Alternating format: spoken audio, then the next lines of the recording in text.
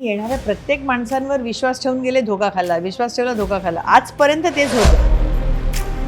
मी कोणाचाच विचार करणार नाही. मी कोणाचाच विचार करणार नाही. वरपासून खालपर्यंत चिरून टाकणार. खरं तर म्हणजे इट्स अ सॅड थिंग ना, की आपण एवढी वर्ष काम केलं. पण तुम्हाला एक नाव मिळणं, ते नाही कधीच मिळालं. हिंदीत नाही झालं तरी. हां, मराठी आणि गुजरातीमध्ये खूप सारं.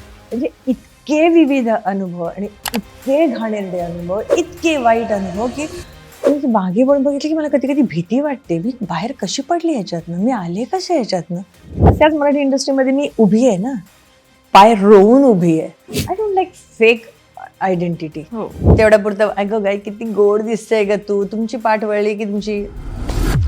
पण मी विसरली काहीच नाही आणि विसरणार पण नाही.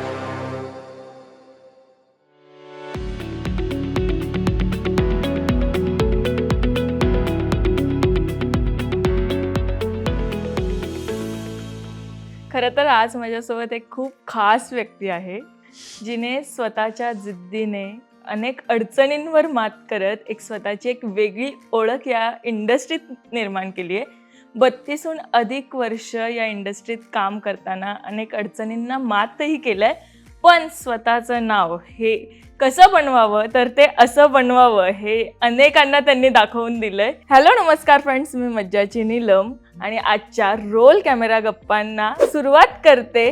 मुग्धा शाह माझ्यासोबत आहे. मॅम कशा आहात? Thank you so much. मी एकदम छान मजेत. सध्या I am enjoying my Shilpa's character का फेज. खरं तर खूप सुंदर दिसतंय. थँक्यू सो पण मच.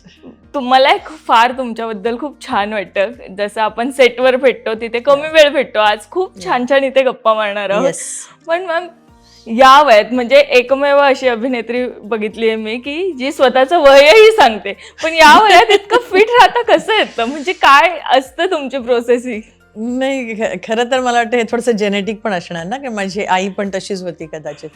म्हणजे मी पाहिली नाही, पण मला असं म्हणतात की आई पण अशीच होती. खरं तर असं म्हणायचं मला, म्हणजे मी माझ्या आत्याकडे गोव्याला गेली तेव्हा, की शी वॉज सो ब्युटिफुल, की बाजूनी जाणारी व्यक्ती पुरुष म्हणूया, पण हो. ते असे पुढे जाऊन थांबायचे आणि असे ते बघायचे तिला. शी वॉज दॅट ब्युटिफुल.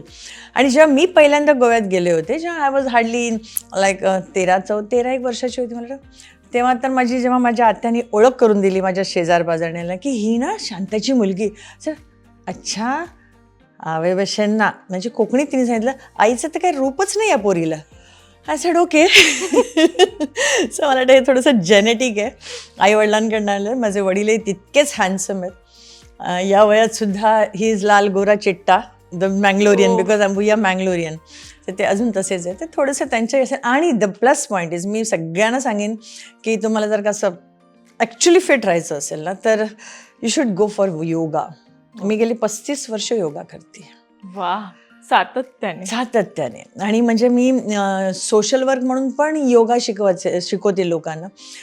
तर मला माहिती आहे की ते एकमेव आहे तुमच्या जे तुम्हाला फिजिकली, मेंटली, इमोशनली बॅलन्स ठेवतं. इमोशनली आणि थोडंसं तुम्हाला सेटल व्हायला तुमचंही थोडेसे प्रयत्न लागतात. पण physically fit also yoga helps a lot. हो, म्हणजे हे आता म्हणजे उदाहरण उभं आहे. स्टान्स जो आहे ना, तो योगामुळे येतो. जसं डान्सर्स लोकांचा एक वेगळा स्टान्स असतो, तो त्यांच्यामुळे असतो. तर ग्रेसच वेगळी असते ती तशी. म्हणजे हे तर फिटनेसचा राज झाला, पण शिल्पा कॅरेक्टर जे आता सगळीकडे गाजतंय आणि इतका छान त्याला प्रतिसाद मिळतोय. मॅम किती ते स्वतःचं कॅरेक्टर एन्जॉय करताय तुम्ही? मी ॲक्च्युली एन्जॉय करते कॅरेक्टर. कारण ना, मी कधी विचार केला नव्हता की मी या इंडस्ट्रीत येईन आणि असं येईन ते. पण आता हे प्रत्येक कॅरेक्टर आतापर्यंत करत होतो ते, सॉरी, पण कमर्शियली करत होतो.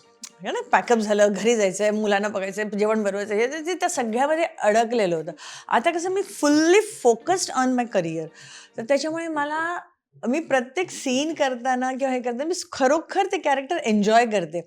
आणि त्यासाठी मी सगळ्यात आधी प्लीज, आय एम सॉरी, सगळ्यांचे आधी धन्यवाद. स्टार प्रवाहचे धन्यवाद, माझ्या प्रोड्युसरचे धन्यवाद, माझे director, my whole team, each and every one. म्हणजे स्पॉट बॉयपासनं कलाकारांपासनं दे आर सो कोऑपरेटिव्ह. म्हणजे मी आज जवळजवळ मी 3 महिन्यापासून शूटिंग करते. मी कधीही अशी नखा एवढी पण निगेटिव्हिटीची झलक नाही पाहिली. सेटवर नाही, ना कोणाच्या चेहऱ्यावर त्रासलेलं आहे, कोण कंटाळलेलं आहे, अरे यार आज भी लेट हो गया क्या, नाही. They all enjoy so much. म्हणजे मी किती वेळा म्हणते, मुग्धा हे हिच्याकडनं शिकण्यासारखं आहे बघ. तिला काही नाही फरक. तिला नाही टेन्शन आहे की ती 18 वर्षाची मुलगी आहे, पण तिला रात्री घरी लेट जाणार. शी इज ओके फाईन. तर किती शिकण्यासारख्या गोष्टी आहेत आजही. त्यामुळे ते सगळं वातावरण पण इतकं सुंदर आहे. The best is our director. He enjoys and he like खूप जेल्ड आहे सगळं. कलाकार पण, डिरेक्शन टीम पण, प्रोडक्शन टीम पण, अँड द प्रोड्युसर्स ऑल्सो. मला आठवतं शिल्पा हे कॅरेक्टर सांगताना एकदा आमचे सर म्हणाले होते फोनवर, तर ये थोडासा ना मेरे जैसा कॅरेक्टर आहे. म्हटलं ओके. सो बरंच आहे. आणि मग त्याच्यात ते हळूहळू खुलत गेलं. सुरुवातीला कुठलंही कॅरेक्टर करताना थोडंसं टेन्शन येतं ना, एक्सेप्ट कसं करतील किंवा काय कसं होईल. पण ते आता इतकं रुळत गेलं आणि इतके माझ्यासाठी वाईट आणि घाणेरडे कमेंट्स येतात. तुम्ही नाही म्हणते, सर आज फिर गाली पडवाओगे क्या? अरे अच्छा है ना, कोई गाली देता मतलब आप कमाल करती हो, असं आमचं डिरेक्टर म्हणाले. बट या ॲक्च्युअली तर लोकही एन्जॉय करतात ते कॅरेक्टर. पण again the character is like, म्हणजे एवढ्या वर्षाच्या माझ्या करिअरमध्ये इतकी छान छान कामं केली, हिंदी असो, मराठी असो, गुजराती असो, सगळं. पण हे कॅरेक्टर क्लिक झालं म्हणण्यापेक्षा त्याचं परत एकदा सगळं श्रेय जातं मीडियाला. कारण सोशल मीडिया म्हटल्यानंतर त्याला जे असे दरवाजे सगळे उघडले गेलेत ना आता, त्याच्यामुळे ते कॅरेक्टर जास्त हिट झालं. आणि मी फक्त प्रयत्न करते की मी जास्तीत जास्त कसं आणखीन छान करू शकेन. बाकी सगळं तर ऑडियन्स डिपेंड करतं. याच कॅरेक्टरमध्ये आम्ही बघतो की जेव्हा आनंदीला त्रास दिला जातो आणि तेच ऑफस्क्रीन आम्ही बघतो सोशल मीडियावरच, की तिच्यासोबतचा असलेला छान बॉन्ड. मॅम, त्रास देताना तिला ते सीन कसे शूट होतात आणि ऑफस्क्रीन किती छान आहे दोघींचं. खूपच छान आहे. खूप गोड मुलगी आहे. खूप म्हणजे खूपच गोड पोरगी आहे. म्हणजे तिला ओरडून बोलायचं असेल ना, तर ती त्याच आवाजात बोलते, ज्या आवाजात ती बोलते ना, कसं इतकं. बट ती वयाने पण लहान असल्यामुळे ना, तिच्यात तो अजूनही इनोसन्स आहे, पहिली गोष्ट. दुसरी गोष्ट, खूपच संस्कारी म्हणण्यापेक्षा शी इज व्हेरी पोलाईट. म्हणजे ती, मला नाही वाटत ती कधी कोणाला ओरडूनही बोलू शकेल, पहिली गोष्ट. तर त्यामुळे तिच्या आणि I am always good with every characters ना, कारण माझा आपला संबंध दिवसाचे 12 तास त्यांच्याबरोबर आहे. सो मी आधीपासून कधीच कुठल्याही आर्टिस्ट बरोबर कधीच अशी उद्धटपणाने किंवा असं वागलेलीच नाहीये. हा, सहन केलंय पण मी वागली नाही. आणि आनंदीला त्रास देताना काय वाटतं, ऍक्च्युली आनंदीला त्रास देताना मला खूप त्रास होतो. खूप त्रास होतो मला. म्हणजे मी नाही सांगू शकत इतका त्रास होतो की क्यों. आणि एक तर ती इतकी सेन्सिटिव्ह आहे ना, तिचा नुसता असा हात धरला तरी ती माझी 5 बोटं तिच्या हातावर म्हणतात, लाल होतात. सो मी प्रत्येक शॉट झाली, सॉरी बेटा करत असते. पण मॅम, आतापर्यंत तुम्ही जसं म्हणाला की सोशल मीडिया आला आणि आता हे शिल्पा कॅरेक्टर खूप छान पद्धतीने सगळ्यांना माहीत पडलं. इतक्या वर्ष इंडस्ट्रीत काम करत असताना असं नाही वाटत की तेव्हापासून सोशल मीडिया हवा होता आणि आता तेव्हापासून केलेलं काम हे प्रेक्षकांपर्यंत तितकं पोहोचलं नाही, ही कुठेतरी खंत वाटते मनात? खंत नाहीये, कारण का प्रत्येक गोष्ट ट्रान्सफॉर्मेशन होतच असतं ना, नवीन नवीन काय येत असतं. आज मीडिया आहे, आणखीन काहीतरी येईल. पण तेव्हा असं कधी, आजही मी असा कधी विचार केला नव्हता की अरे त्यावेळेला मीडिया असतं तर, किंवा आता मीडिया आहे तर किती फायदा आहे. कारण आता मीडिया आहे हे मला ॲक्च्युली शिल्पा कॅरेक्टर आल्यानंतर कळलं की अच्छा. मला म्हणजे माझा ड्रायव्हर पण म्हणाला, मॅडम तुम्ही ना पोस्ट बेस्ट करत नाही, तुम्ही जरा पोस्ट बेस्ट करा. म्हणजे मला खरोखरच ह्या सगळ्या गोष्टी माहिती नव्हत्या. पण ॲक्च्युली आता कळलं की सोशल मीडियाने किती लोकांना बेनिफिट झालेत किंवा तुम्ही कुठपर्यंत पोचू शकता. पण अगेन द सेम थिंग, असं नाही की त्यावेळेची गोष्ट. आता काल आम्ही जे शूट करत होतो आनंदीचं, तर ज्युनियर आर्टिस्ट भरपूर होते. त्याच्यातली एक मुलगी माझ्याकडे आली, मॅडम तुम्ही DD शोचे शो करत होता ना, आम्ही तुमचे सगळे शो बघत होतो, आम्हाला तुम्ही खूप आवडायचे. त्यामुळे मी किती लहान होत्या. म्हणजे आजही त्यांना DDचे शो गेलेले आठवतात. अगदी ही कालची गोष्ट आहे. मला इतका आनंद वाटला की आपलं कॅरेक्टर पण आपल्याला ओळखतात माणसं, की त्यावेळेला DDमध्ये, सह्याद्रीमध्ये जेव्हा मी आले होते तेव्हाची अजूनही लोकांना माहिती आहे. That's a big thing. आतापर्यंत मी पाहिल्यावर खूप नेगेटिव्ह भूमिका केल्या आणि तुम्ही तशा अजिबात नाही आहात. म्हणजे आम्ही कितींदा भेटले तुम्हाला सेटवर, आता भेटलेलो. तुमच्याकडनं नेहमी पॉझिटिव्ह एनर्जी येत असते. मग हे स्विच ऑन स्विच ऑफ किंवा कधी कधी असं नाही वाटत की खूप नेगेटिव्ह कॅरेक्टर केली आहे, सो आपण लीडही केलं पाहिजे किंवा त्याच गोष्टींसाठी विचारणा होते सारखी सारखी? नाही, लीड म्हणशील तर मला वाटतं मी मराठी पिक्चरमध्ये पण बऱ्यापैकी, हो. माझा पहिला मराठी चित्रपट होता सर्जाराच्या दरवाजा, I was a heroine in yes. That. आणि गुजराती सिरियल्स पण मी केल्या लीडमध्ये. मराठीमध्ये मी कधी, म्हणजे प्रत्येक वेळेला मी जेव्हा आली तोपर्यंत आई आई आई आईचीच भूमिका होती, पण मला त्यावेळेला काही पडलेली नव्हती. काय करायचं आहे, मला पर डे मिळतोय, दॅट्स इट, हा माझा पॉईंट ऑफ व्ह्यू होता. त्याच्यामुळे मी कधी असा विचारच नाही केला. हो, पण माझं म्हणजे मी हे बऱ्याच वेळा बोलले, परत एकदा सांगू शकते की मी माझ्या प्रत्येक हो. आई मुलीसाठी जास्त हो. कॉन्शियस असते, कारण का आपण ज्या सोसायटीत राहतो आता तरी बऱ्यापैकी, त्यावेळेची गोष्ट, तर तिच्यासाठी मी जास्त कॉन्शियस होते. त्यामुळे मी तिला खूप असे दमदाटी आणि खूप स्ट्रिक्टली ठेवलं होतं. आणि त्यामुळे तिने मारही भरपूर खाल्लाय आणि सगळं सगळं तिच्यावर जरा जास्त अत्याचार झाले. तेव्हा ती एकदा रागात बोलली, ती ते निगेटिव्ह रोल करून करून ना तू निगेटिव्ह होत चालली. घरात पण तेच रोल करते. म्हणजे एकदा तिलाही तसं जाणवलं, पण असं नाहीये. मी स्विच ऑन स्विच ऑफ तर मला असं वाटतं की इंडस्ट्रीत यायच्या, म्हणजे घराच्या बाहेर पाऊल ठेवलं मी हो. ज्या दिवशी, की मी आता ठरवलं की नाही, आता आपल्याला काहीतरी करायला हवं. म्हणजे इंडस्ट्रीचं नाही, त्याच्या व्यतिरिक्त पण मी बरंच काय काय करत होते ना, नोकरी करत होते, हे करत होते. पण त्याच वेळेला मी ठरवलं तर आपण जे करतो त्याला 100% द्यायचं. मी घरातनं बाहेर पडले ना, की मी विचार नाही करत, ते मुलं शाळेतनं आली का, अरे ते जेवले का, मग ते संध्याकाळी क्लबला जायचे खेळायला, गेले का, हे अभ्यास केला का, मी अजिबात विचार करते. At the same time pack up म्हटल्यानंतर ब्रह्मदेव जरी वरनं आला तरी मी परत म्हणणार नाही, रुको रुको रुको, मैं कर लेती हूँ एक शॉट. नाही नाही नाही नाही नाही, बस संपलं. मग फक्त घरी जाण्याचे वेध, मुलांचे विचार, हे सगळं. त्यावेळेला स्विच ऑन स्विच ऑफ थोडंसं झालं होतं. पण हो. बऱ्याच वेळी आपल्या आयुष्यात असे काही प्रकरणं घडतात की तुम्ही नाही हे स्विच ऑन स्विच ऑफ करू शकत. मी एक शो करत होती, त्यात एक डिरेक्टर होते, मराठी होते, पण मी शो हिंदी करत होती. त्यावेळेला ते म्हणाले, मुग्धाजी स्विच ऑन स्विच ऑफ करना सीख लो. आणि ते मला कुठेतरी बसलं एकदम. सो मी मेकअप लावला की मग मी कोणाचीच मुग्धा नाही. I am just there as an artist. आणि मेकअप काढला तर आय एम मुग्धा. पण आम्ही मेकअप काढलेल्या मुग्धालाही पाहिलंय, की त्यामुळे खूप पॉझिटिव्ह आहात तुम्ही. ही पॉझिटिव्ह एनर्जी येते कुठून आणि अ, आत्तापर्यंतचा जो प्रवास ऐकलाय आम्ही वेगवेगळ्या ठिकाणाहून, तर खूप काही आयुष्यात घडत असताना कसं जमतं, की इतकं सगळं सहन केल्यावरही आत्ता पॉझिटिव्ह विचार करून पुढचं सगळं पॉझिटिव्ह घडवून आणायचं? ॲक्चुअली ना, मला असं वाटतं की तुम्ही एवढं सगळं आयुष्य जर का बत्तर म्हणेन, वाईट नाही, बत्तर आयुष्य काढल्यानंतर त्यातनं पण तुम्ही उभी राहतात, म्हणजे तुमच्यामध्ये कुठेतरी ते आहे. मे बी आपल्याला ते कळत नाही की आपल्याला ते जाणवत नाही, की त्याला पॉझिटिव्हिटी म्हणतात का ह्याला निगेटिव्हिटी म्हणतात, ते नाही मला माहिती. पण एवढं सगळं सहन केल्यानंतर ना, आणि जे तुम्हाला मिळालं नाही, ते तुम्हाला देण्यात एक वेगळा आनंद असतो. तसं मला कधी कोणी बेटा, राजा, बाळा असं कधीच कोणी म्हटलं नाही. पण माझ्या तोंडात बघशील तर इव्हन मी, हो. आय कॉल यू, हा हो. है ना? येस. सो ते हे बसलेलं आहे माझ्या तोंडात, की मला माहिती आहे. जसं मी आनंदीला करताना जा त्रास होतो ना, तो तिचा त्रास मला जाणवतो. मला माहिती आहे की ते तिला लागलंय. So that really hurts me. So तो एक प्रकार आहे. आणि पॉझिटिव्हिटी म्हणशील तर मला असं वाटतं की आतापर्यंत तर माझ्या आयुष्यात काही पॉझिटिव्हिटी नव्हती. म्हणजे प्रत्येक वेळी फक्त निगेटिव्ह विचार यायचे. नाही, नाही, नाही, आता बस, आता बस, आता बस झालं, आता बस झालं, आता नाही, इनफ, असंच झालेलं आहे माझ्या आयुष्यात. मला असं आठवतंय की मी असं मोजून एकदा मी लिहून काढलं होतं की किती वेळा. जवळ-जवळ 8 वेळा माझं आयुष्य खाक झालं होतं. संपलं. आता मुग्धा इकडे संपली, मेली. या अवस्थेत झालं होतं. 8 वेळा आतापर्यंतच्या आयुष्यात ना, तर आय एम 63, जन्मल्यापासून आतापर्यंत. म्हणजे जसं जन्मल्या आई गेली. एक मोठा धक्का. एक बाळ अधांतरी झालं. हिचं काहीच नाही, हिचं कोणी नाही. आता हा नोबडी आहे ना. अनाथ तर नाही म्हणता येणार, नावासाठी असतात, वडिलांचं नाव असतं.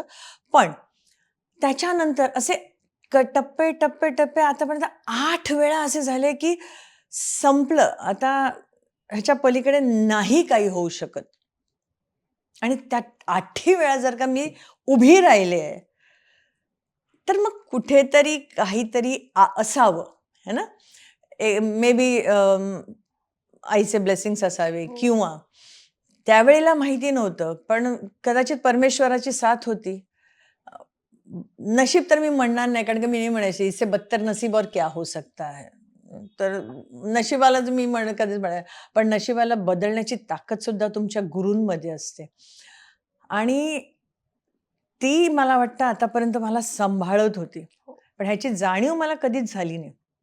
कारण का आपण आता इमॅजिन एक बंद अंधार कोंडून ठेवले तुम्हाला खोलीमध्ये कोणीतरी, तर तुम्ही काय विचार कराल? इकडे लाईट येणार कुठून? तुम्हाला माहिती आहे की येणारच नाहीये कुठूनही.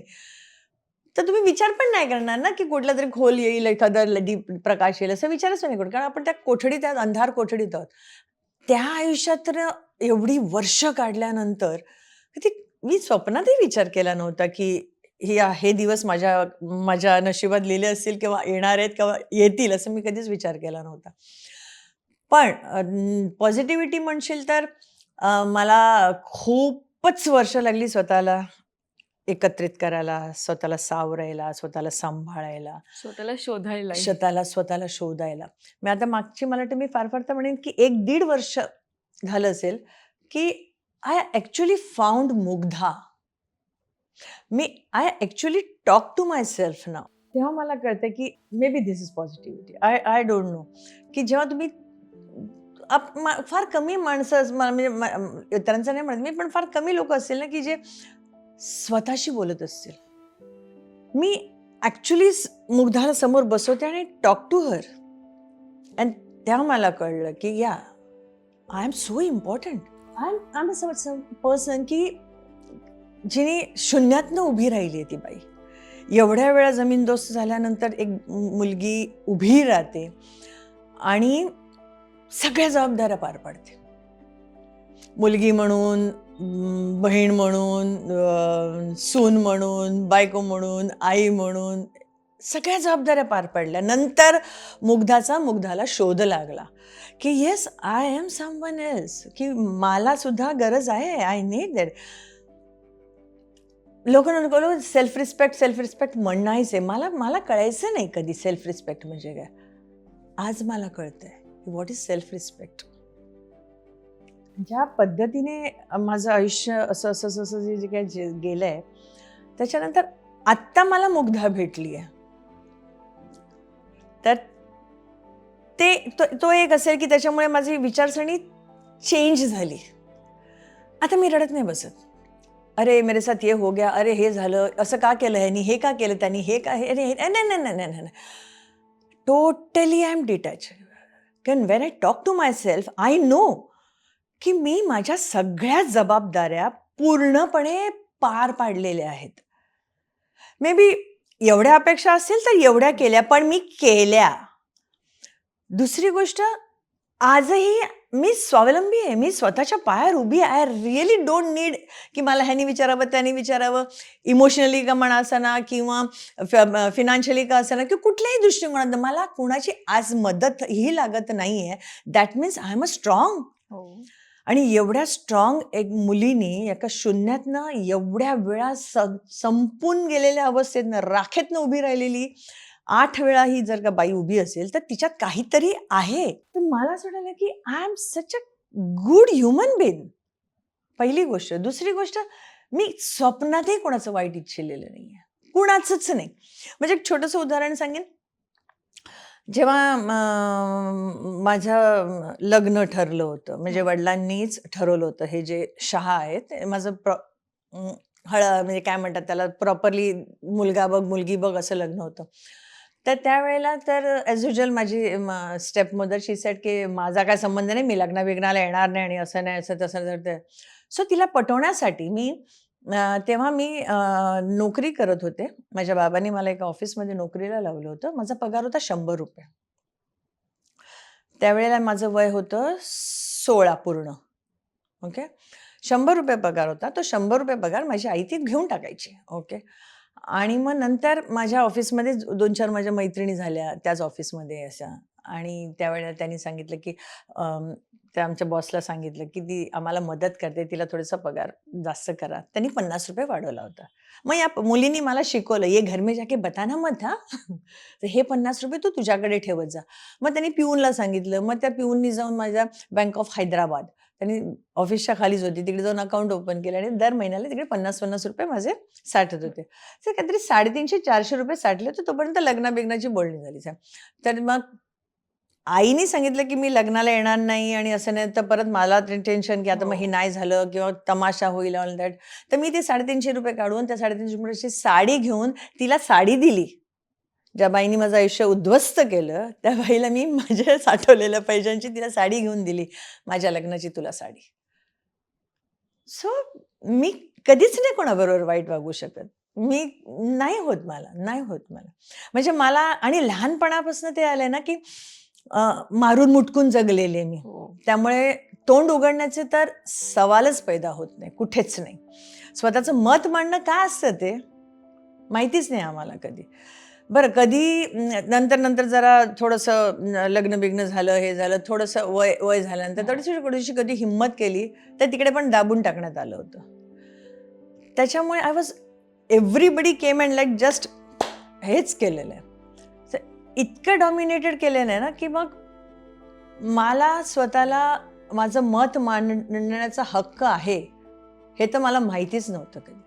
मी पण बोलू शकते हे मला माहितीच नव्हतं. प्रत्येक वेळी काही कोणाचं मला त्रास होतोय एखाद्या गोष्टीचा, तर मग मी विचार करीन त्याच्यावर 15 दिवस, 20 दिवस, रात्र, सकाळ, अख्खा दिवस नाही. मी जर काही सांगितलं ना, तर मग समोरच्याला काय वाटेल?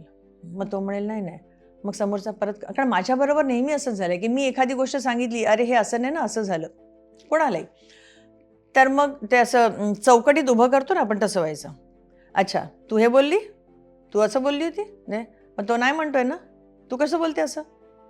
असं प्रत्येक वेळी झालेलं आहे, माहेरी, सासरी आणि टोटल आयुष्यात सगळं हेच झालेलं आहे. त्याच्यामुळे स्वतःसाठी बोलणं किंवा स्वतःला नाही मी खोटं नाही बोलत आहे, मी खरं बोलतेय हे सांगणं, हे मला कधीच जमलं नाही.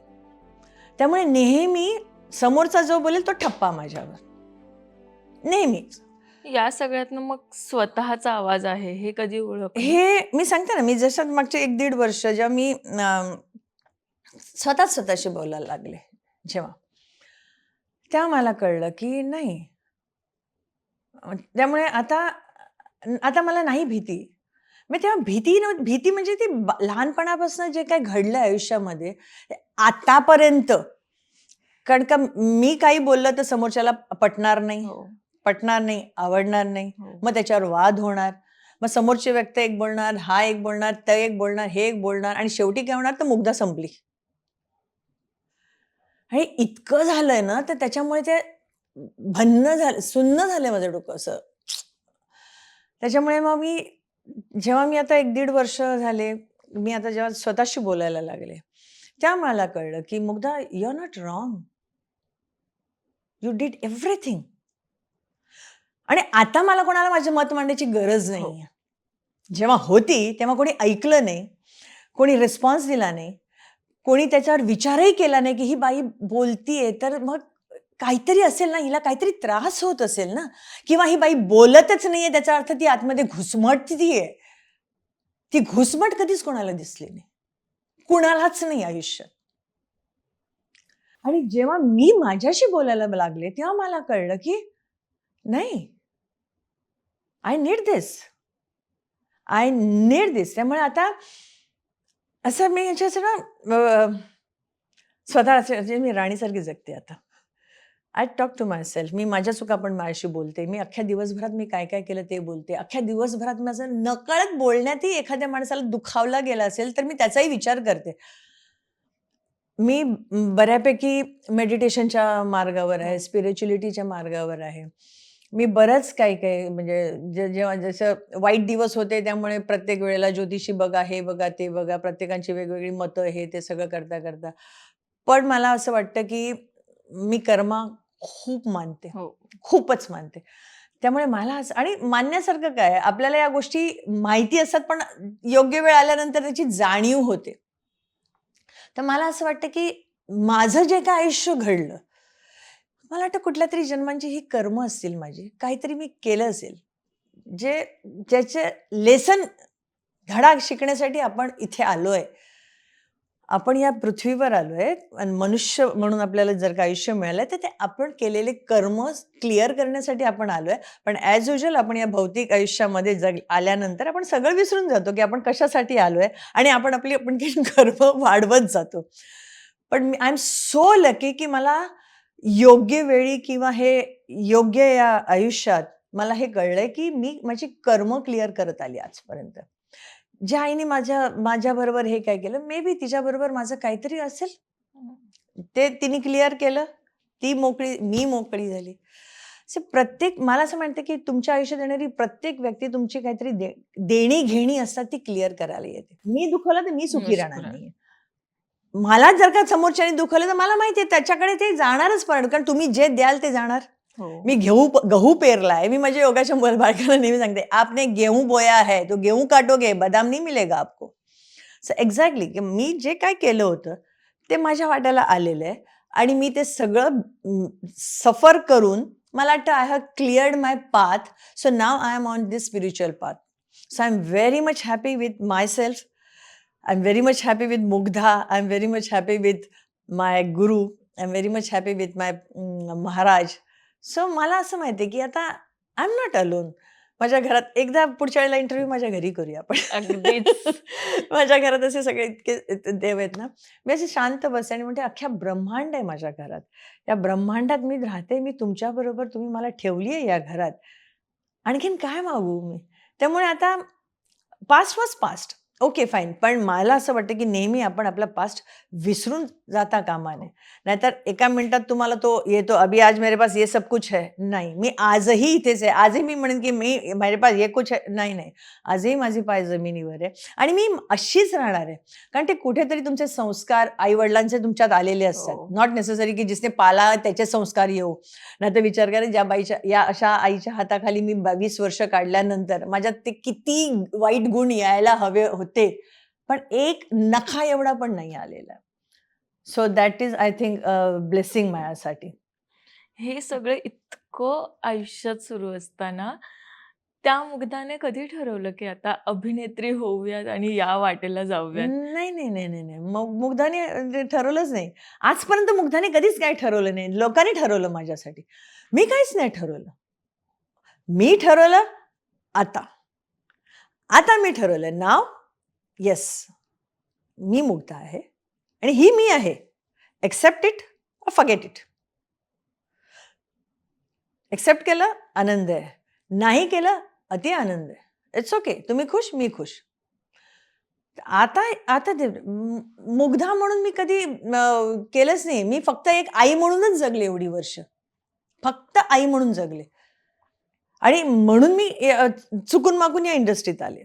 त्याच्या आधी भरपूर पापड बेलले मी. त्याच्यानंतर इंडस्ट्रीत आले. आणि मग इंडस्ट्रीत आल्यानंतर सगळ्या जबाबदाऱ्या करत आता आता मला वाटतं this is my last station. आता ह्याच्या पुढे नाही, काही नाही. मी अँड ओन्ली मी. 32 वर्षाहून जेव्हा अधिक काम करता, म्हणजे या. आता तुम्हीच सांगितलं की इतक्या वर्ष मी आई म्हणून जगली, पण ह्या इंडस्ट्रीत येणंही सोपं नव्हतं किंवा टिकून राहणंही सोपं नसतं. हे तर पहिल्यापासूनच ऐकत आलो किंवा आता बघतोही असं.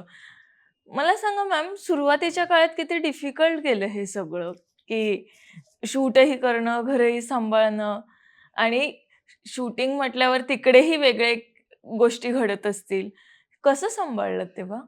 परमेश्वरालाच माहिती आहे कसं सगळं सांभाळलं गेलं. Really I don't no. म्हणजे मागे वळून गेले तर विचार करत होते कसं झालं माहिती नाही. त्यामुळे मला बरंच जेव्हा इंडस्ट्रीत आली, जेव्हा अख्खा वेळ द्यावा लागला.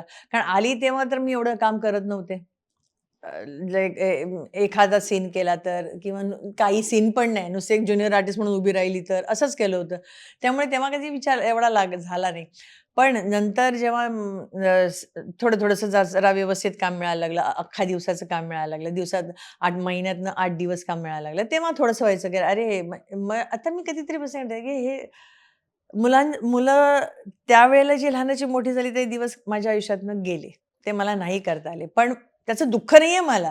कारण हे मी केलं नसतं कदाचित मग आज ते आहे हो. ते झालं नसतं. आज ज्या स्टँडर्डला आम्ही जगतोय, मग तो दिवस हा दिवस आलाच नसता. पण स्ट्रगल तर ॲज युजुअल प्रत्येकाला. पण असं नाही की या इंडस्ट्रीत आहोत म्हणून वगैरे. कुठेही गेलात तर तुम्हाला या सगळ्या गोष्टी आहेतच. कसं जमलं? मे बी माझे पेशन्स. कारण एवढं सगळं आयुष्यात घडल्यानंतर सेटवर गेल्यानंतर कोणी 4 शिव्या दिल्या तरी मला वाईट वाटत होतं. But I was used to for that. कोणी अपमान केला तर I was used to for that. कोणी टोमणे मारले, I was used to for that. त्याच्यामुळे तो त्रास नाही झाला मला कधी. हां, ठीक आहे. राग येत होता. आजही आज 32-35 वर्षानंतर सुद्धा मी एक-एक दिवस सांगू शकेन एक-एक आर्टिस्टनी काय-काय केलं होतं माझ्याबरोबर. पण नॉट नेसेसरी. ठीक आहे. कदाचित त्याच्यामुळे मी आणखीन स्ट्रॉंग. स्ट्राँग झाले किंवा त्याच्यामुळे मी आणखीन आता मला कळतंय. आता तीच जर व्यक्ती समोर राहिली तर आजही मी तिच्याशी हाय, कैसे हैं आप? कशी आहेस तू? हेच बोलणार मी. कारण माझ्या रक्तात ते नाहीये, की हिने माझ्यावर हे केलं होतं म्हणून मी हे करीन. I can't do that.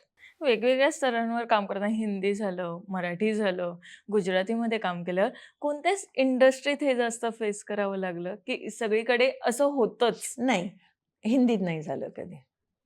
हिंदीमध्ये नाही कधी झालं असं, की कोणी तुम्हाला टोमणे मारले, कोणी तुम्हाला सांगितलंय, कोणी तुम्हाला बोललंय. नाही, असं कधीच नाही झालं. हां, मराठी आणि गुजरातीमध्ये खूप झालं. खूप झालं. पण ठीक आहे.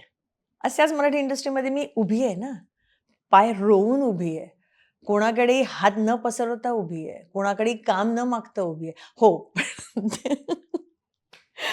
पण म्हणजे मी मध्यंतरी 5 वर्ष काम नाही केलं होतं. मी 5 वर्ष गॅप घेतला होता. कारण माझ्या घरी एक छोटं पिल्लू होतं आणि त्याच्यासाठी आय थिंक परत ते पण कुठल्यातरी कर्म होती माझी, कुठल्यातरी जन्माची देणी-घेणी ते होतं माझ्याकडे पिल्लू आणि मला असं वाटलं की ही नीड्स दॅट टाईम. म्हणून त्याला सांभाळायला कोणी कारण तोपर्यंत मुलगा पण बिझी झाला होता. मुलगी दुबईला सेटल झाली होती. मग मला त्यालाही टाईम द्यायचा होता. म्हणून मग मी एक 5 वर्षाचा ब्रेक घेतला होता आणि मग परत आले. पण 5 वर्षानंतर आले तरी अख्खी दुनिया बदलली होती ना. 5 वर्षापूर्वी म्हणजे आता येऊन मला झाली परत 3 वर्ष. 8 वर्षापूर्वी हे जे आहे, हे नव्हतं. त्यामुळे माझ्यासाठी सगळं नवीन होतं हे सगळं.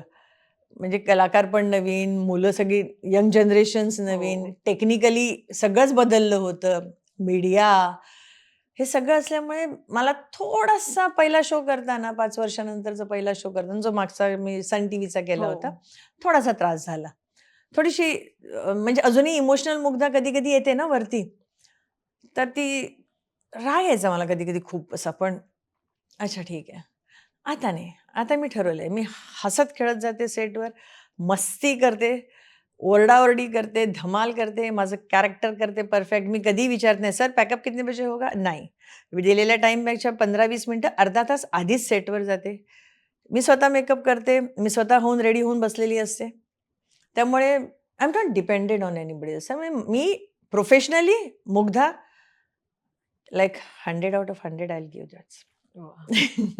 मी कधीच नाही विचारत, "सर क्यों बिठा के रखा है? सर कब छोडोगे? सर" नाही, नाही, नाही. मी त्यावेळेलाही विचारलं नाही जेव्हा मी स्ट्रगल करत होते. हो. कारण मला असं वाटायचं नेहमी, की आय एम बाउंड टू मी साइन केलंय ना. हं. 13 तास मला त्यांना द्यायचेत. That's it. लवकर सोडलं, लॉटरी लागली. नाही सोडलं, इट्स ओके. कारण माझं काम आहे ते. म्हणजे मी त्यावेळेला पनवेलला राहत होते. पनवेल जेव्हा इस्टॅब्लिश पण झालं नव्हतं, त्यावेळेची गोष्ट आहे जेव्हा माझा मुलगा 16 वर्षाचा होता. म्हणजे किती वर्ष झालेलं 25 एक वर्ष झाली या गोष्टीला. त्यावेळेचं पनवेल, तेव्हा तिकडे ट्रेनही नव्हती. लाल डब्याची एसटी. मी तिकडनं प्रवास करायचे. सेट कुठे? सगळे मडला. हो. आणि एक ॲट अ टाईम 3-3, 4-4 शो करत होती. कारण त्यावेळेला डेट्सचं पण असं नव्हतं ना, असं 22-20 दिवस वापरतील, पण महिना तुमच्याकडे असतो अख्खा दिवस. हं. त्यावेळेला असं नव्हतं. त्यावेळेला तारखा असायच्या. 1 से 10 हमारा, 10 से 20 हमारा, अशी प्रत्येकाची तारखा ठरलेल्या असायच्या. त्यामुळे प्रॉब्लेम नाही, सॉर्टेड होतं. 3-4 शो एका वेळेला आरामशीर करू शकत होतो. देवाच्या दयेने इथे साखर पेरलेली आहे. त्याच्यामुळे "सर मुझे आज आज आधा आधा दिन छोड़ दोगे? उसका काम आधा रह गया." कधी कोणी मला ॲडजस्ट नाही करणार असं आयुष्यात केलेलं नाही. प्रत्येकाने ॲडजस्ट केलेलं आहे. की कोणी असं कोणी नाही म्हणाले, "क्या मुग्धाजी" असं कधीच झालेलं नाही. त्याच्यामुळे ते सगळं ॲडजस्ट करते. मला 30-30 दिवस शूटिंग करत होतो. एवढ्या लांबनं ती मला एकदा अशोक सराफ म्हणाले होते बसून. बस ते पण कधी-कधी कोकणी बोलतात ना. तिने कोकणीत मला सांगितलं, एकदा बसून हिशोब कर, महिन्याचे किती तास तुझ्या प्रवासात जातात. दिवसाचे 7 तास माझे प्रवासाला जायचे, 12 तास शूटिंग करा, 19 तास माझे इथे गेले. मी काय घरात वेळ देणार होती मुलाला? बाई कोण नाही हं, सकाळी मुलांचा टिफिन बनवायचा, जेवण बनवायचं. पण तोपर्यंत एक प्लस पॉइंट होता, पनवेलला शिफ्ट झालो तेव्हा आम्ही, की मुलगी माझी मोठी होती. त्याच्यामुळे ती she used to take care of my son. त्यामुळे त्या दोघांचं ते निघून गेले तेवढे. पण 7 तासाचा प्रवास आहे, तर त्यावेळेला लाल डब्याची एसटी आणि ती दादरला जाऊन पकडायची. मडला शूटिंग, अंधेरीला शूटिंग, वेगळ्या-वेगळ्या ठिकाणी. कसं मॅनेज करत होतो? परमेश्वरालाच माहिती कसं मॅनेज झालं सगळं. म्हणजे हे सगळं ऐकतानाच असं वाटतं, की कसं तुम्ही तेव्हा केलं असेल खरं तर मी हे म्हणलं गोष्टी. एकदा तर मी एकदा इंटरव्ह्यू देईन मी तुला. इंडस्ट्रीत म्हणजे वेस्टर्न टू पनवेलच्या प्रवासात मी जेव्हा इंडस्ट्रीत होते, हो. नाटकही करत होते त्यावेळेला पण. प्रवास म्हणजे तुझा एक अख्खा पॉडकास्ट बनेल, प्रवास. अगदीच. हेही करू आपण. Panvel to on set. म्हणजे इतके विविध अनुभव आणि इतके घाणेरडे अनुभव, इतके वाईट अनुभव, की मी असं मागे वळून बघितलं, की मला कधी-कधी भीती वाटते. मी बाहेर कशी पडली ह्याच्यातनं? मी आले कसे ह्याच्यातनं? How I am safe now? भीती वाटते असं मागे वळून कधी विचार केला तरी. बापरे! कसं केलं आपण हे? नाही माहिती. असाच एखादा असा इंडस्ट्रीतला वाटतं, की इंडस्ट्रीच्या सेटवर किंवा कुठेही म्हणजे काही रिलेटेड एखादा असा घडलेला प्रसंग आहे आणि मग असं वाटतं, की "अरे, हे कसं घडलं? मी हे सगळं सोडून देऊ का?" नंतर असं झालं, की नाही आपण यातनं बाहेरही निघायला पाहिजे. असा कोणता घडलाय प्रसंग, नाही, की असा इंडस्ट्रीत तर कुठलाही असा प्रसंग घडला नाही आणि घडला असेल तरी मी त्याचा विचार केला नाही. कारण का मला बाहेर पडून चालणारच नव्हतं. कारण त्यावेळेला my per day was very important. हो. मला मिळणारा पैसा खूप इम्पॉर्टंट होता. कारण त्याच्यावर माझं अख्खं भवितव्य होतं. त्याच्यामुळे मी असा कधी विचारच नाही केला, की अरे सोडून द्यावं नाही. म्हणजे मला आठवतंय, की डायरी लिहायचे ते तारखा लिहितो हो, हो, आपण हो. त्याच्यात. तर ते 30 दिवस. त्याच्यात मध्ये कुठे एखादा 2 दिवस मला असं दिसलं, की अरे हे हा पण नाही शूट करत आहे, हा पण नाही शूट करत आहे. 3 दिवस माझे वाया जात आहेत. 30 दिवसातले 3 दिवस वाया गेले. सगळ्यांना फोन, "सर ये डेट खाली है, चाहिए क्या? सर इस दिन करना ना? सर मैं फ्री हूँ." म्हणजे ते दिवस ते 3 दिवसही भरणं खूप गरजेचं होतं. तर माझं त्याच्यासाठी धडपड चालायची. त्यामुळे असे हादसे झाले जरी असतील ना, तरी मी कदाचित त्या गोष्टींकडे विचारच केला नाही, की "अरे आता हे घडलं माझ्याबरोबर, सो मी आता इंडस्ट्रीत सोडू." नाही, नाही, नाही, नाही, नाही. माझ्या गरजाच वेगळ्या होत्या हो. आणि त्या खूप गरजेच्या होत्या. त्याच्यामुळे मला काम करणं भाग होतं आणि देवानी मी तर म्हणेन, की उपाशी राहत होते, तर मला स्टीलच्या ताटात जेवण वाढलेलं आहे. आज चांदीच्या ताटात वाढली ती गोष्ट वेगळी. पण मग मी त्याला कसा धक्का मारू? नाही. मग त्यामुळे मी प्रत्येक गोष्ट सहन करत गेली. मला असं वाटतं, की माझी सहनशक्ती जरा जास्तच आहे. हो. पण ॲट द सेम टाईम जर का इथपर्यंत गेलं ना, तर ती मुग्धा फार कमी लोकांनी पाहिली आहे. फार कमी लोकांनी पाहिली आहे. मी कोणाचाच विचार करणार नाही. मी कोणाचाच विचार करणार नाही. वरपासून खालपर्यंत चिरून काढीन. मी ती आहे. तुम्ही मगासपासून इतका मुलांचा उल्लेख करताय. तुम्ही एकदा लास्ट टाईमच आपण इंटरव्ह्यू केलेला तेव्हा बोललेलात, की मी मुलांना घेऊन खूप पजेसिव्ह आहे. मला सांगा या सगळ्या ह्याच्यात आता जसं तुम्ही म्हणालात, की तुम्ही पनवेलहून यायचात आणि तेव्हा मुलगी एक साईडला घर आणि सपोर्ट होता. मुलाला या त्या दोघांचा किती सपोर्ट होता आणि आजही आहे त्या आणि दोघांना यातलं काहीच माहिती नव्हतं ना. आपण त्या दोघांना याच्यातलं काहीच आणि तेव्हा we were staying with I was staying with my husband. त्याच्यामुळे तोही कामावरून यायचा त्यामुळे मुलांबरोबर राहायचा. त्यांना तेव्हा त्याचं ते महत्त्व नव्हतं, की आई अख्खा दिवस काम का करते किंवा आई कशासाठी एवढी धडपड करतीये. मला असं नाही वाटत, की त्यावेळेला कारण तो मुलगा तर त्यावेळेला लहानच होता. पण तेव्हा त्या त्या गोष्टीची त्यांना तेवढं हे नसेल, की कशासाठी करतीये? घरात राहू शकते आणि असं नाही. मला त्यावेळेला तसं काही आय डोंट थिंक सो, की त्यांनी तसा विचार केला असेल. येस, पण आता जसं तुम्ही मगाशी म्हणालात, की प्रत्येक इंडस्ट्रीत काम करताना एक वेगवेगळे गोष्टी घडल्यात किंवा वेगवेगळे अनुभव आलेत. मला सांगा मॅम फरक किती जाणवतो या सगळ्या इंडस्ट्रीमध्ये काम करताना? नाही, हिंदीमध्ये मला कधीच कुठलाही त्रास झाला नाही. कुठलाच नाही. म्हणजे प्रत्येक प्रोड्युसर, डिरेक्टर, प्रोडक्शन हाऊस सगळे मला आठवत नाही कधीच कोणी मला अपशब्द बोललाय बोलले किंवा नाही. कोणी कधी माझा इन्सल्ट केलाय, कधी कोणी मला उद्धटपणाने बोललंय. मी तशी संधीच दिली नाही, दिली. कोणालाच दिली नाही. मराठी असो, हिंदी असो, गुजराती असो. कारण माझं काम माझ्यासाठी खूप महत्वाचं होतं. पण हिंदीमध्ये कधीच नाही.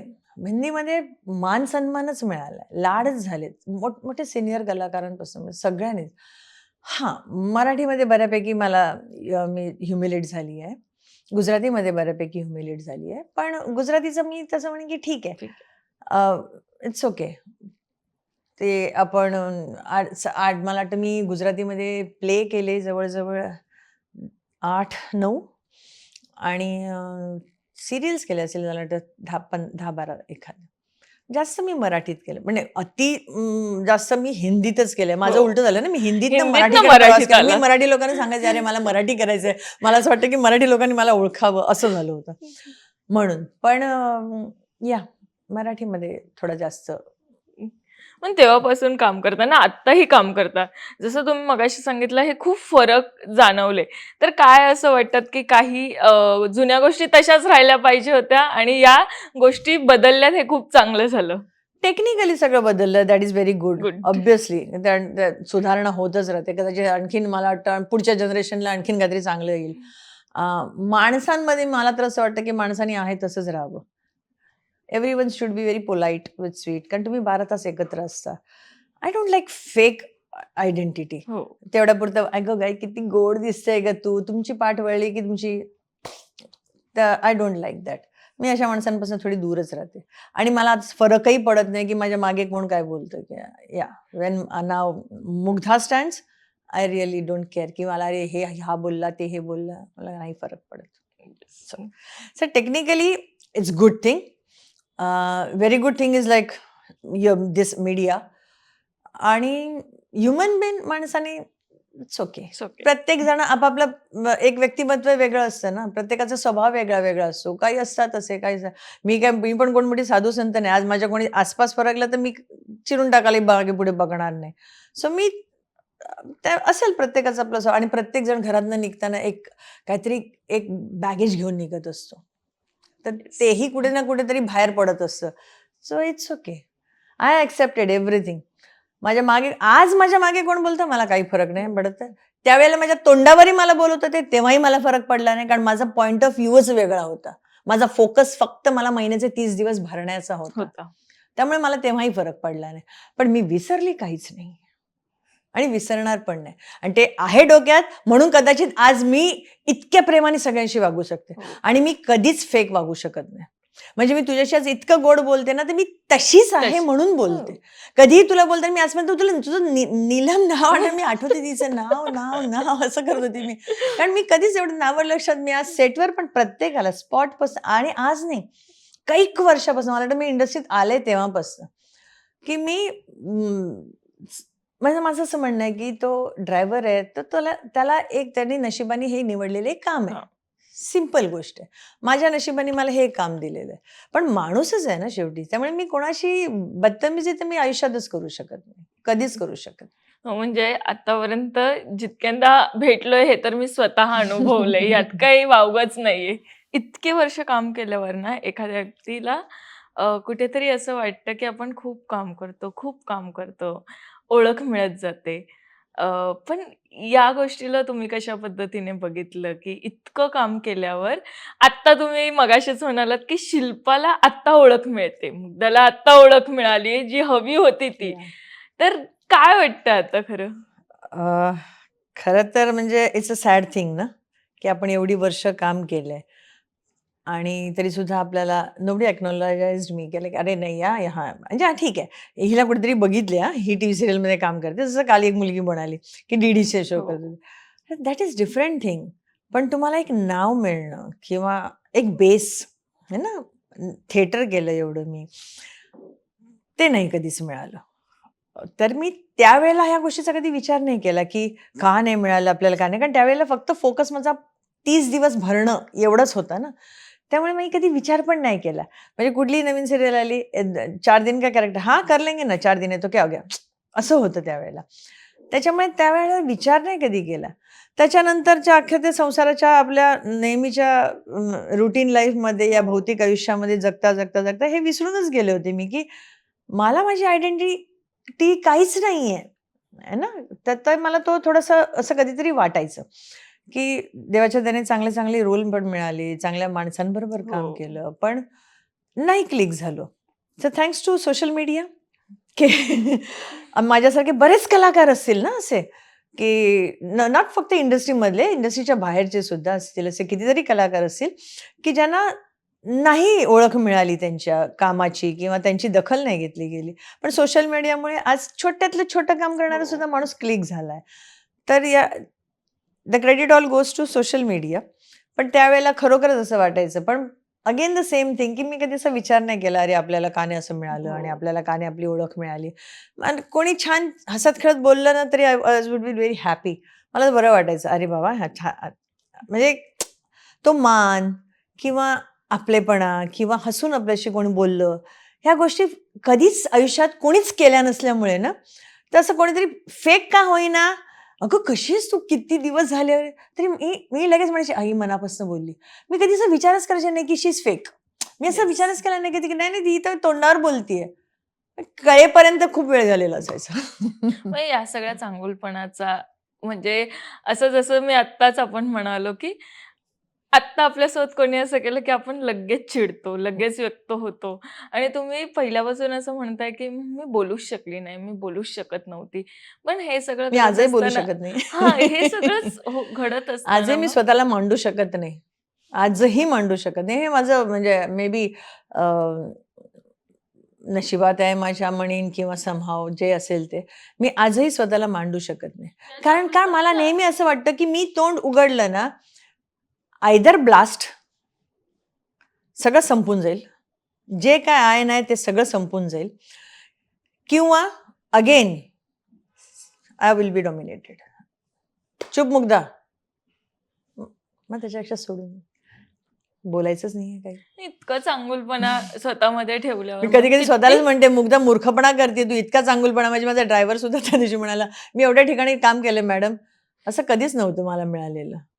आणि तरी सुद्धा मी तू मलाच त्रास देतोयस. म्हणजे मी स्वतःलाच म्हणते, "परत मुग्धा तुझा चांगुलपणा नडतोय तुला." हेच मी एक्झॅक्टली. म्हणते, की किती जण फायदा घेतात. पण असं कधी झालं, की मैत्री किंवा जवळचीच व्यक्ती बदलली म्हणजे माहिती आहे पर्सनल आयुष्यात असं खूप झालं. पण यातनंही सगळ्यातनं आपण एखाद्यावर विश्वास ठेवतो. आपली एखादी चांगली मित्र-मैत्रिणी असू शकतात, त्यांच्यावर विश्वास ठेवतो. त्यातनंही कोणी फसवणूक केल्यावर काय मला तर असतं? वाटतं माझ्या आयुष्यात सगळ्यांनी फसवणूकच केलेली आहे. एव्हरीवन. म्हणजे मी असं अख्खा दिवस घालवला ना विचार करण्यात, की किसने मेरे साथ कुछ अच्छा किया था और आज भी टिका है, तर इम्पॉसिबल आहे. पण आजही माझ्याकडे सख्या 2 जवळच्या मैत्रिणी आहेत. मी 20 वर्षाची होते. जस्ट लग्न करून गेले होते आणि आमच्याच कॉलनीमध्ये आमच्या शेजारी राहायच्या. She was 1 year older to me. 21 वर्षाची.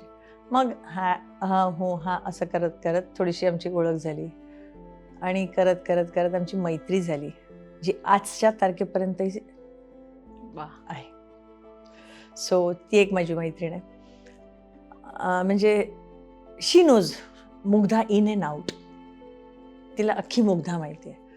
इंडस्ट्रीत एकच आर्टिस्ट होता ज्याला अख्खी मुग्धा आतून बाहेरून माहिती आहे म्हणजे आहे. तो म्हणजे आनंद अभ्यंकर. आणि त्याने आणि मी इतकं काम केलंय एकत्र, इतकं काम केलंय एकत्र, की त्याला अख्खी मुग्धा माहिती होती. मी त्याच्याकडे जाऊन ओक्साबोक्शी रडायचे. "अरे आज असं झालं, अरे आज असं झालं." म्हणजे सगळं माहिती असणारी एकच व्यक्ती होती फक्त आनंद अभ्यंकर. आणि तो एकटाच माझ्या घरी मला वाटतं अलाउड होता. कधी यायचं असेल, कधी मला सोडायला आला, कधी काय असेल तर एकदाच आलाय तो घरात. वरना माझ्या घरात आजपर्यंत कुठल्याही आर्टिस्ट म्हणजे इंडस्ट्रीतला एकही व्यक्ती माझ्या घरात अलाउड नव्हता. आजही नाही. ती दुनिया वेगळी आहे हो. आणि ही दुनिया वेगळी आहे. सो आय डोंट वॉन्ट माझ्या 2 घरामध्ये ते सगळं. माझ्या घरात कधी इंडस्ट्रीच्या म्हणजे मित्र-मैत्रिणींना, आर्टिस्ट लोकांना बोलून पार्टी-बिर्टी कधीच. हा टोटली असं टोटल. पण ही मैत्री आजही किती चांगली. आजही आमची मैत्री खूप चांगली आहे. त्याच्यानंतर जसं मी योगा सोशल वर्क म्हणून मी जेव्हा योगा सुरू केलं, तर त्याला झाली आता जवळ-जवळ 17 एक वर्ष झाली असतील. खूप बायका, बऱ्याच लोकांचं आयुष्य मी नाही बदललं. त्यांच्या नशिबात होतं. होतं. महाराजांनी माझ्या हातनं हो. करवून घेतलं आणि ते झालं. त्यामुळे ते एक आहे म्हणजे आज पण मी समजा म्हणजे मला किती वेळा असं झालं होतं, की मी कधी आजारी पडली तर ह्याच आमच्या सगळ्यांच्या बायका, कोणी दृष्ट काढायला यायचं, कोणी रात्री झोपायला यायचं, कोणी टिफिन पाठवायचं. म्हणजे आजही ते आहे. ह्याला मैत्री म्हणतात, ह्याला प्रेम म्हणतात, मला नाही माहिती. बट खरोखरच कितीतरी जणी अशा आहेत, की ज्यांनी दे रिअली टूक केअर ऑफ मी. नंतर त्याच योगाच्या आमच्या ग्रुपमध्ये आणखीन एक माझ्या बाई आहेत, ज्या आल्या त्या मी म्हटलं, "अरे बापरे!" अशा. तर पण ती आज she is my best friend. So I had 2 best female friends with me. So त्या दोघी आहेत ज्या मला समजू शकतात, मला सांभाळतात किंवा त्यांना माहिती आहे की व्हॉट इज मुग्धा. आणि त्या दोघं असे इम्पॉर्टंट इज मुग्धा. हो. Not as an artist, Artist. की आमची एक मैत्रीण आहे, ती कलाकार आहे आणि ती आर्टिस्ट आहे. नाही. सो आम्ही तिघी जणी अशा वी आर लाईक भटकणं एकत्र, खाणं-पिणं एकत्र, मस्ती एकत्र, अशी धमाल करत असतो. So the 3 Rs. हे असं असतं ना, की आपण कोणालाही चुकून नकळतपणे जज करून करून घेतो किंवा केलं जातं आपल्याकडनं असं. पण मॅम इंडस्ट्रीत खूप जण जज करणारीही असतात. कधी असं फेस केलंय किंवा असं झालंय, की खूप जज केलं गेलंय आता? प्रत्येक जण करतो. पण परत तेच त्यावेळेला तर मी विचारच करत नव्हती कोणी. त्याने हा जज केला, की आता त्यानेच कधी मुग्ध असं केलं. वाटतंय? आता ॲक्चुअली मी म्हणेन, की गेल्या 1-1.5 वर्षामध्ये तसं मी बघायला गेली तर मला नाही वाटत कोणी करतंय. पण परत हा एक माणसाचा स्वभाव आहे ना. हो. कारण तर मी पण कधी कोणाला जज केलं, की मी म्हणते, "मुग्धा, चुकलीस तू इकडे. You should not do that." मी स्वतःला सांगते परत, की मला असं वाटलं होतं, की एखादी व्यक्ती बोलते नाही. पण नंतर मला कळलं, "नहीं यार, मैं गलत थी." असंही होतं. पण जेव्हा मी जज करते एखाद्याला ना, तेव्हा तेव्हा माझं चुकलं ना, तर मी आय से दॅट, की "मुग्धा, चुकलीस तू इथे. You should not do this." मग माझ्या मेडिटेशनमध्ये मी जेव्हा बसते तेव्हा I say sorry to that person. तोंडावर बोलू नाही शकत. मग तो म्हणे, "क्यों भाई मैंने क्या किया था?" हं. पण I say that, "I am so sorry, I judged you. I am sorry." Can do that. Yes, हे म्हणजे मेडिटेशन एक मोटिव्हेशनच आहे. या. पण या सगळ्याच्या बाहेर आल्यावर जेव्हा इंडस्ट्रीत इतक्या वर्ष काम केलं, जसं आता तुम्ही म्हणालात, की 30ही दिवस तेव्हा मला भरणे हे फार गरजेचं गरजेचं होतं. होतं. या.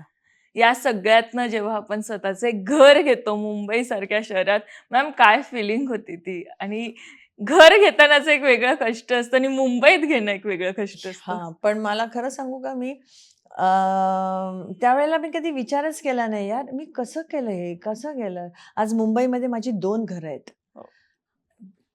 पण मी कधीच विचार नाही केला, की कसं झालं? कसं केलं? मी पुण्याला पण एक माझं घर आहे. झालं. पण मला फक्त असं होतं, की आपल्याला कोणाचा आधार नाहीये ना. हो. ना माहेर आहे, ना सासर आहे, ना कोणी आहे. तर आपल्याकडे काहीतरी बॅकअप हवं ना. उद्या मी मी आजारी पडली, मुलांना कोणाला काही त्रास झाला, आजारी पडला, तर तुम्हाला कोण देणार आहे? कुणाकडे जाणार आहात तुम्ही पैसे मागायला? तर तुमच्याकडे बॅकअप पाहिजे काहीतरी. त्यामुळे मला असं वाटायचं नाही, नाही, जागा घेऊन ठेवावी. नाही, नाही, घर घेऊन ठेवावं असं. परत दुसरी गोष्ट मी मुलांना घेऊन निघाले होते, तेव्हा मी इमॅजिनच नाही करू शकत, की मुलांना मी 11-11 महिने भाड्याच्या चल 11 महिने झाले आता दुसरीकडे शिफ्ट करा, हो. परत दुसरीकडे शिफ्ट करा. हे मी स्वप्नातही नाही विचार करू शकत या गोष्टीचा. त्याच्यामुळे ते मला करायचं नव्हतं. त्याच्यामुळे माझा एम फक्त असं होतं, की नाही एक खोली का असेना पण ती घ्यायला हवी. आणि त्यावेळेला हिंदी शो चालू होते आणि त्यावेळेला अफोर्डेबल होतं. त्याच्यामुळे मी पहिलं घर घेतलं होतं गोरेगाव ईस्टला फिल्म सिटीच्या जवळ. मग ते काढलं. मग दुसरं 2 BHK घेतला. मग आणखीन थोडे पैसे साठले. मग पुण्याला इन्व्हेस्ट केलं. मग पुण्याला घर घेतलं. मग पुण्याला माझा टेरेस फ्लॅट आहे 2 BHKचा. मग परत असं कळलं, की आता प्रतीकचं लग्न होणार आहे. मग आणखीन प्रतीकसाठी एक घर घ्यायला हवं. मग प्रतीकसाठी म्हणून मी आणखीन एक घर घेतलं. That is a huge flat 3 BHK जिकडे आता प्रतीक राहतो. सो हे घडत गेलं. पण आजही मला असं कधी आयुष्यात म्हणजे महाराजांना स्मरून सांगते मी, की मला कधीच असं वाटलं नाही, की मैंने इतना सब किया. असं कधीच झालं नाही माझं. आजही हे नाहीये. आणि या सगळ्या गोष्टीत मी विसरले की अगदी लहानपणापासून अक्कल नव्हती तेव्हापासून माझं स्वप्न होतं की एक छोटंसं आज जसं आपण फार्म हाऊस म्हणतो त्या हो. गोष्टीला, पण मी फार्म हाऊस वगैरे त्यावेळेला तर काही शब्द नव्हता, पण एक छोटंसं गावात घर असावं, की छोटीशी जागा असावी किंवा शेणाचं घर असावं. म्हणजे मी सांगितलं की त्या छोट्या जागेत सिमेंटचं बांधलं ना तर मुलांना ठेवायचं, मी मात्र त्या ह्याच्यात राहणार वगैरे. आणि ह्या सगळ्या आयुष्याच्या भागदौडमध्ये मी हे विसरूनच गेले की माझं पण काहीतरी एक स्वप्न होतं आणि आता ती वेळ निघून गेली. आता मी त्याचा विचारही नाही करू शकत. आता मी म्हणते जे दिवस मिळतात ना दॅट्स अ बोनस. येस. जसं मी सकाळी उठल्यावर म्हणते आजच्या दिवसासाठी धन्यवाद. काय माहिती किती लोक आज उठलीही नसतील, पण आज मी आहे, जागी आहे, शूटिंग करते, माझं काम करते, सो आय एम हॅपी. आज त्या ह्याच्यात आलेलं आहे. त्याच्यामुळे आता मी विसरूनच गेली की अरे यार मुझे भी कभी फार्म हाऊस चाहिए था. मग आता ही जी नवीन मुग्धा तुम्हाला स्वतःला मिळाली आहे किंवा Yeah. तुम्हाला भेटली ही मुग्धा, या मुग्धाचे काय स्वप्न आहेत? या आता माझं एकच आहे की एवढी वर्ष काम करून जे नाही मिळालं ना ते आता मिळावं. सुरुवात झाली आहे, हो. पण लाईक कॅरेक्टर्स पण आयुष्यभरात खूप छान छान केले, पण आता एकच स्वप्न आहे की दिस इज माय पॅशन. आता मला काहीतरी करायचं आहे, कारण आता एवढे प्लॅटफॉर्म्स ओपन झालेले आहेत, एवढं सगळं आहे. कारण त्यावेळेला लिमिटेशन्स होते चॅनल्सचे पण आणि हे बाकी पण आता मला I am open to work for all things, like OTT असू दे किंवा काही चॅनल्स म्हणा, हे म्हणा ते म्हणा, की I am open to do, I am ready to take challenges, I want to do some good work which should click. म्हणजे आपण प्रत्येक कलाकाराला असं हो. वाटतं की नाटकात काम करणाऱ्याला असं वाटतं की आपण शेवटच्या श्वासापर्यंत आपण स्टेजवरच जावा, आपला श्वास आहे ना. तसं मला असं वाटतं की जोपर्यंत माझे हातपाय चालले आहेत ना तोपर्यंत मी काम करणार, आणि जोपर्यंत आध्यात्मिकाच्या मार्गावर आहे तोपर्यंत मला असं वाटतं की एक स्टेज नंतर मी गुरुसेवा करायला जाणार. हे तय आहे, हे मुग्धाने ठरवलेलं की मी नक्कीच कुठल्या तरी गुरूंच्या आश्रमात किंवा गुरूंच्या इथे सेवेला असणार आहे. बट तोपर्यंतचा काळ, जोपर्यंत मी करू शकते हो. आज, जोपर्यंत रूप रंग ठपसाप ठीकठाक है, तोपर्यंत yes I want to do some challenging characters जे मला आय विश की माझ्या या इच्छा पूर्ण. म्हणजे जेव्हा मी बालाजी करत होते ना, बालाजीचा शो, हो. तिकडे पण आणि त्यावेळेला मीडिया नसलं तरी तेव्हा चॅनल सगळे हो. बघायचे ना, हो. त्यामुळे ती ओळख होतीच प्रत्येकाला. एवढे सिरियल्स त्यांच्या पॉप्युलर झाल्या होत्या त्यावेळेला. जेव्हा तो शो आमचा संपला ना, तिकडेच ऑफिसमध्ये शिरायच्या ती खाली देवीचं मंदिर आहे. मी तिथे नवस बोलून आली होती की मी आयुष्यभर बालाजी या प्रोडक्शनमध्ये काम करीन, असा आशीर्वाद दे म्हणून. झालं नाही, ती शेवटची सिरियल होती, पहिली आणि शेवट. त्यानंतर मला कधी बालाजी बरोबरचं कॉन्टॅक्टच नाही झालं. पण म्हणजे असं होतं की एक प्रोडक्शन हाऊसमध्ये तुम्ही चांगलं काम करता आणि ते क्लिक होतंय, कारण त्यावेळेला आजही आहे म्हणा की ते त्यांच्या सिरियल्सना तेवढा होतंच, पण नाही झालं तसं. पण आज yes I want to do some amazing challenging characters. So yeah Mugdha is here back again. I'm ready to take challenges. I want to do some really good work, and yeah, I'm here to work. Yes. आणि मला असं वाटतं जेही तुमच्या इच्छा आहेत त्या सगळ्या लवकरच पूर्ण होणार करणार आहेत. Maharaj, I know that. Yes. पण तुम्ही मगाचपासून अनेकदा महाराजांचा उल्लेख करता आणि मला माहिती आहे कारण की मी आत्ताही पाहिलं की महाराज तुमच्या आयुष्यात किती महत्त्वाचं स्थान आहे. अ, कधी भेटलेत महाराज आणि कधीपासून आयुष्यात हे सगळे बदल झालेत? महाराज भेटले केव्हाच. ते येऊन असे समोर भेटून गेले. पण मला नाही कळलं, कारण का मी त्या अंधाऱ्या खोलीमध्ये बसलेले होते ना, त्याच्यामुळे मला काहीच माहिती नाही. आणि येणाऱ्या प्रत्येक माणसांवर विश्वास ठेवून गेले, धोका खाल्ला. विश्वास ठेवला, धोका खाल्ला. आजपर्यंत तेच होतंय, अजूनही तेच होतंय, की प्रत्येकावर विश्वास ठेवतो आपण. कारण का मी चांगली असेल, मला असं मी विचारच करू शकत नाही, की ही खोटं वागली माझ्याबरोबर किंवा हा खोटा बोलतोय किंवा हे नाही बोलू शकत मी. पण ते कळेपर्यंत वेळ निघून गेलेली असते आणि मग त्याच्यानंतर जो सदमा लागतो ना, त्या सदम्यातनं बाहेर यायला जो त्रास होतो ना, तो भयानक असतो. पण हे सगळं घडू नये माझ्या आयुष्यात म्हणून कदाचित महाराजांनी त्याच वेळेला हे घडवून आणलं होतं. महाराजांनी जेव्हा मला पहिल्यांदा दर्शन दिलं होतं कोल्हापुराच्या मंदिरात, मला वाटतं हे तुझ्या इंटरव्ह्यूमध्ये मी सांगितलं येस. होतं तुला. पण त्याच्यानंतर मी नाही ते कधीच समजू शकले. कदाचित परत मी म्हणते, की माझी कर्म बाकी होती अजून ती सगळी जी कुठल्यातरी जन्मांमध्ये घडलेली. तर ती करता करता करता मला वाटतं योग्य वेळ आल्याशिवाय परमेश्वरही तुमची परीक्षाच घेत असतो. हो. किंवा तुमचे प्रारब्ध तुम्हाला भोगायचे तर आहे, तो तुमच्या बरोबर असतो. खंबीरपणे उभा असतो, हात धरून. मी आजही म्हणेन, की मी इथे आली, मी एकटी नाही आली आहे. येस. ती एनर्जी, ती पॉवर आहे माझ्याबरोबर आणि म्हणून मी इथपर्यंत आहे. आणि तीच पॉवर आहे जी मला आज हिंमत देतेय बोलायची. हो. एवढ्या वर्षात मी कधी हे असं बोललेच नव्हते. भले त्यावेळेला मीडिया नव्हता, पण पेपर होते. त्यावेळेला तर कलाकारांचे इंटरव्ह्यूज वगैरे व्हायचे सगळे पेपरमध्ये वगैरे. पण कधी हिंमत नाही केली बोलायची. ह्याला काय वाटेल, त्याला काय वाटेल. आता आय रिअली डोंट केअर कोणाला काय वाटेल. मी घरातनं निघताना महाराजांचं जसं आपलं ठरलं होतं आजही मी हो. बाबा शनिवारी असं आहे, मी जाणार आहे. मी तिकडे शारीरिक असणार आहे.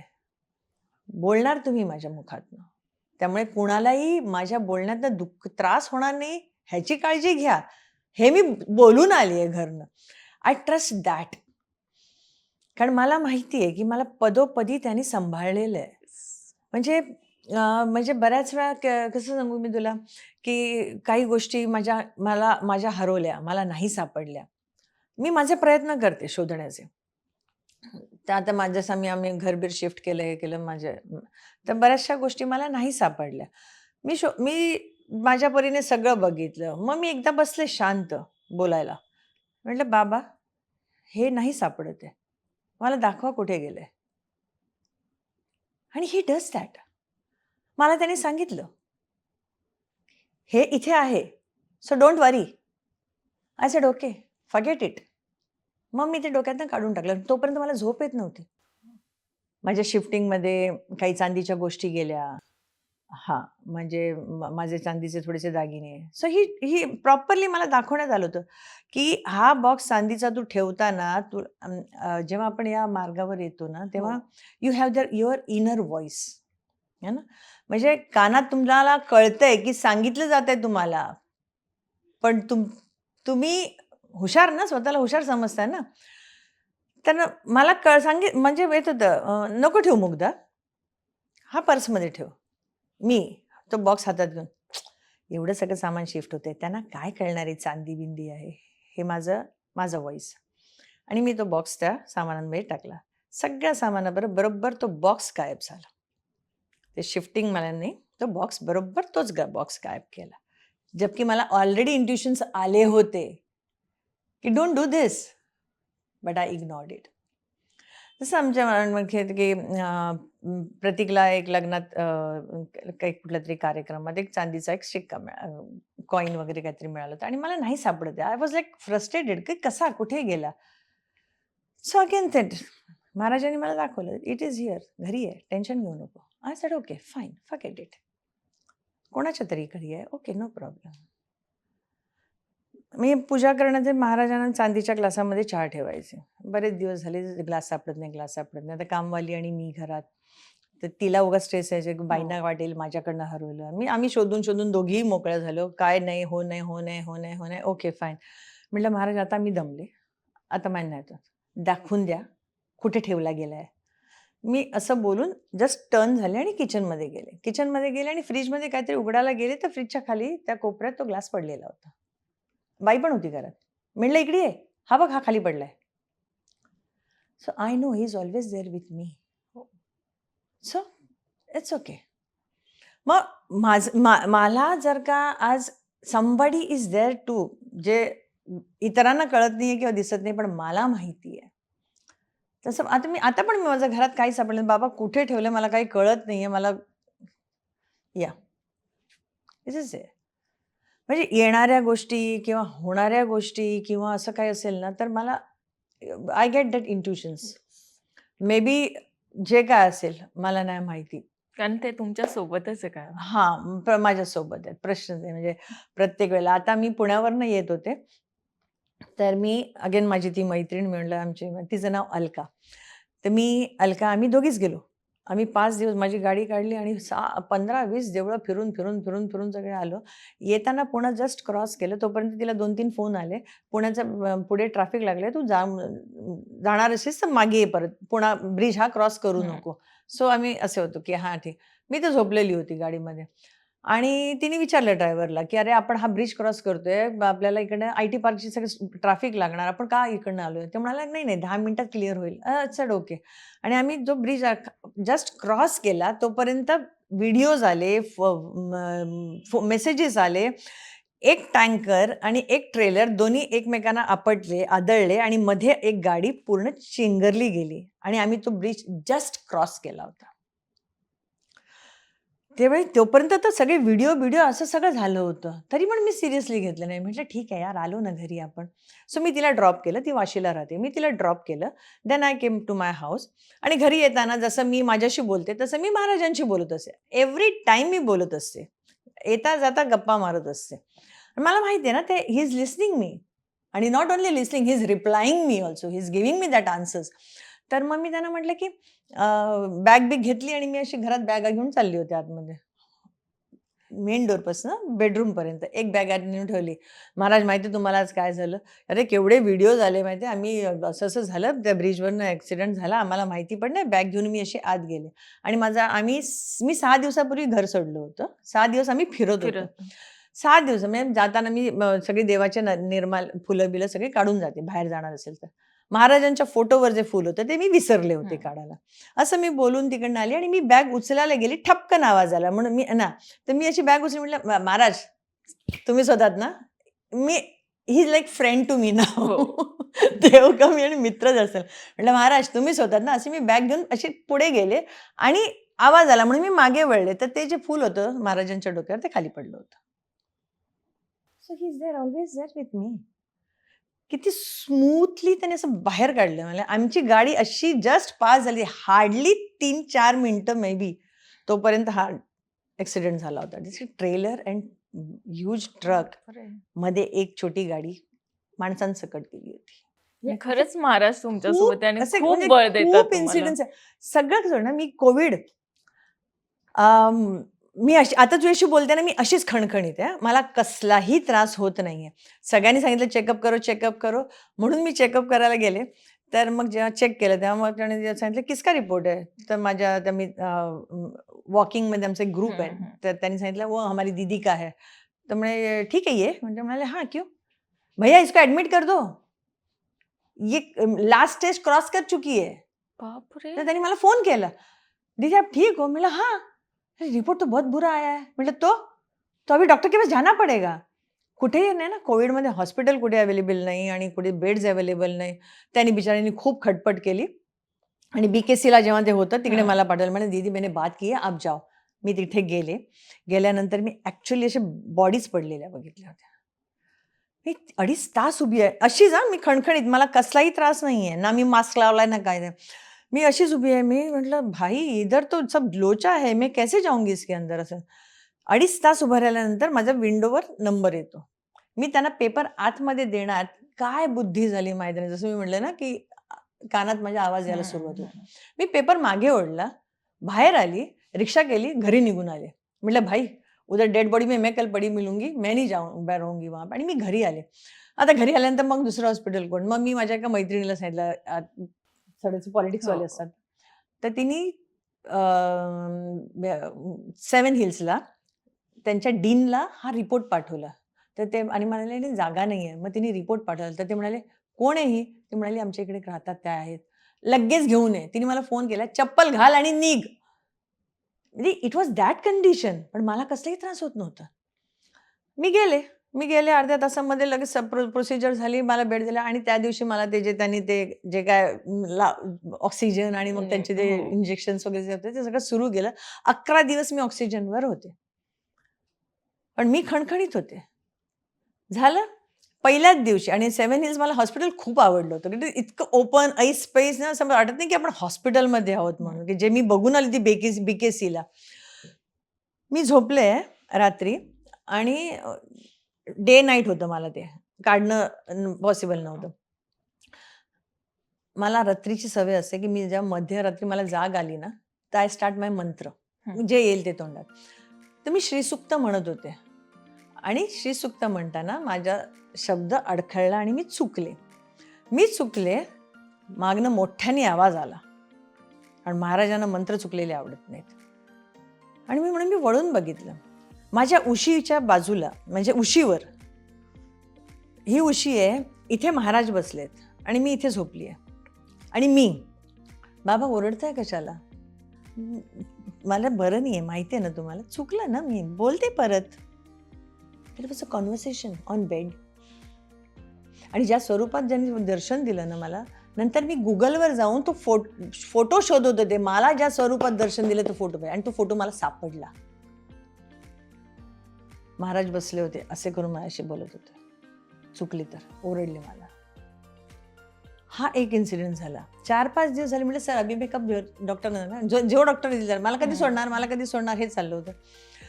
अल्टिमेटली म्हणजे अजून तरी नाही. रात्री मी झोपले, सुमसाम सगळे, तिथे बेड, इथे बेड, मध्ये ऐसपैस जागा. म्हटलं कोणतरी चालतंय. महाराज फेऱ्या मारत होते माझ्या बेडच्या बाजूला. He was walking literally. आयुष्यात इतकं सगळं घडतं ना, तेव्हा कोण ना कोण साथ असतं. आणि मला असं वाटतं तुमच्या आयुष्यात ते महाराज होते आणि त्यासोबत आईचाही आशीर्वाद होता.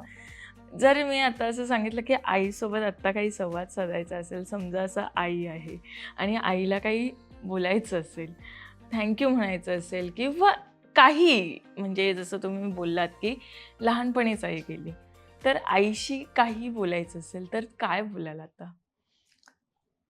आता मी आईशी काहीच बोलत नाही. कारण का लहानपणी जेव्हा अक्कल नव्हती आणि एवढं सगळं सहन करावं लागत होतं, तेव्हा म्हणते की तू मेलीस कशाला मला सोडून, म्हणून मी ओरडायची.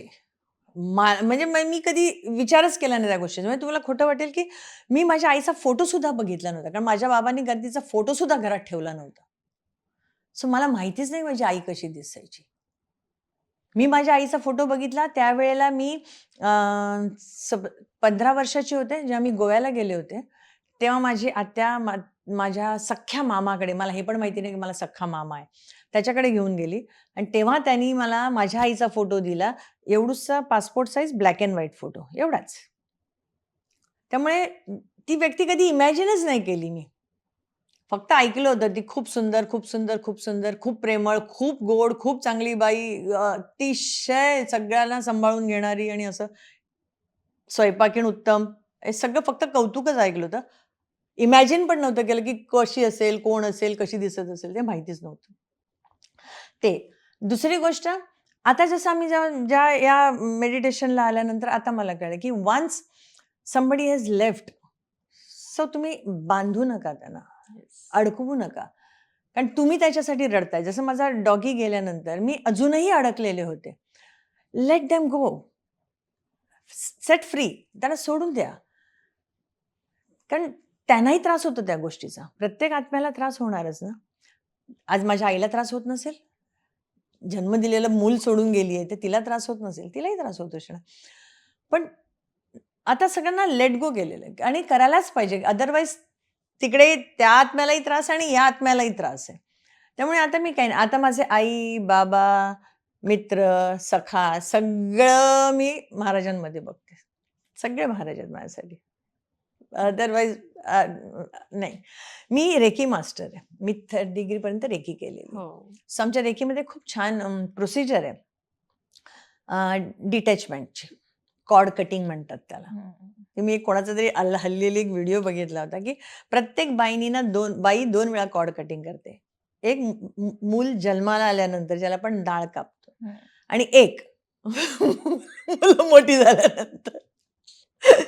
तर मी I do that cord cutting. आठवड्यातनं एकदा मी कॉर्ड कटिंग करते. So totally detach. मी आणि माझे बाबा. हे माझं दिस इज माय परिवार नाव. आणखीन एक मी महाराजांचा किस्सा सांगेन की कुंभमेळा. आम्ही तिघी मैत्रिणींनी जायचं ठरवलं आणि ती अमावास्या कुठली असते, मौनी अमावास्या, तो दिवस ठरला. काय बुद्धी झाली माहिती नाही. आणि जेव्हा टीव्हीवर सगळं बघितलं, जे काय प्रकरण चाललं होतं यावेळेच्या कुंभमेळ्याचं, तर मग मी घाबरले. कारण माझ्या 2 मैत्रिणी आहेत ना, माझ्या सगळ्या योगामधल्या जेवढ्या आहेत ना, त्यांनी फक्त घरात एवढंच सांगितलं ना की मी मुग्धा दीदीवरच चालले. कोणीही प्रश्न विचारत नाही. कधी येणार, काय करणार, कुठे राहणार आहात, कसं त्यांना माहिती आहे. दीदी घेऊन चालले, that is a perfect thing. त्यामुळे या दोघींनाही घरातनं कोणी विचारलं नाही. मी तिकीटं काढली. म्हणलं आपण जातोय. ओके. त्यामुळे त्यांना घरात कोणी विचारायचा प्रश्न, पण जबाबदारी जशी माझी झाली ना, ते आम्ही दोघी. मी म्हटलं दोघींना फोन केला. म्हटलं, "आपण नको जाऊया. ही परिस्थिती खूप वाईट आहे. मला नाही एवढा होणार आहे सगळं सांभाळणं, बॅलन्स करणं." "नाही, नाही, नाही, नाही, नाही. आता ठरवलं ना, मग जायचं." मग असं सगळ्या दोघींची मतं-बितं. मी मन मारून हो बोलले आणि मी गेले. मला माहिती आहे, की तो पुनर्जन्म होता आमचा तिकडे. ज्या पद्धतीत आम्ही गेलो, ज्या पद्धतीने परत आलोय, ज्या अवस्थेत आम्ही होतो, 40 तास तर आम्ही ट्रेनमध्येच होतो. खाणं-पिणं तर सोडूनच द्या. चेंगराचेंगरीमध्ये होतो. म्हणजे कसे जिवंत आलोय मला नाही अजूनही विश्वास बसत नाही, की कसे जिवंत परत आलोय आम्ही.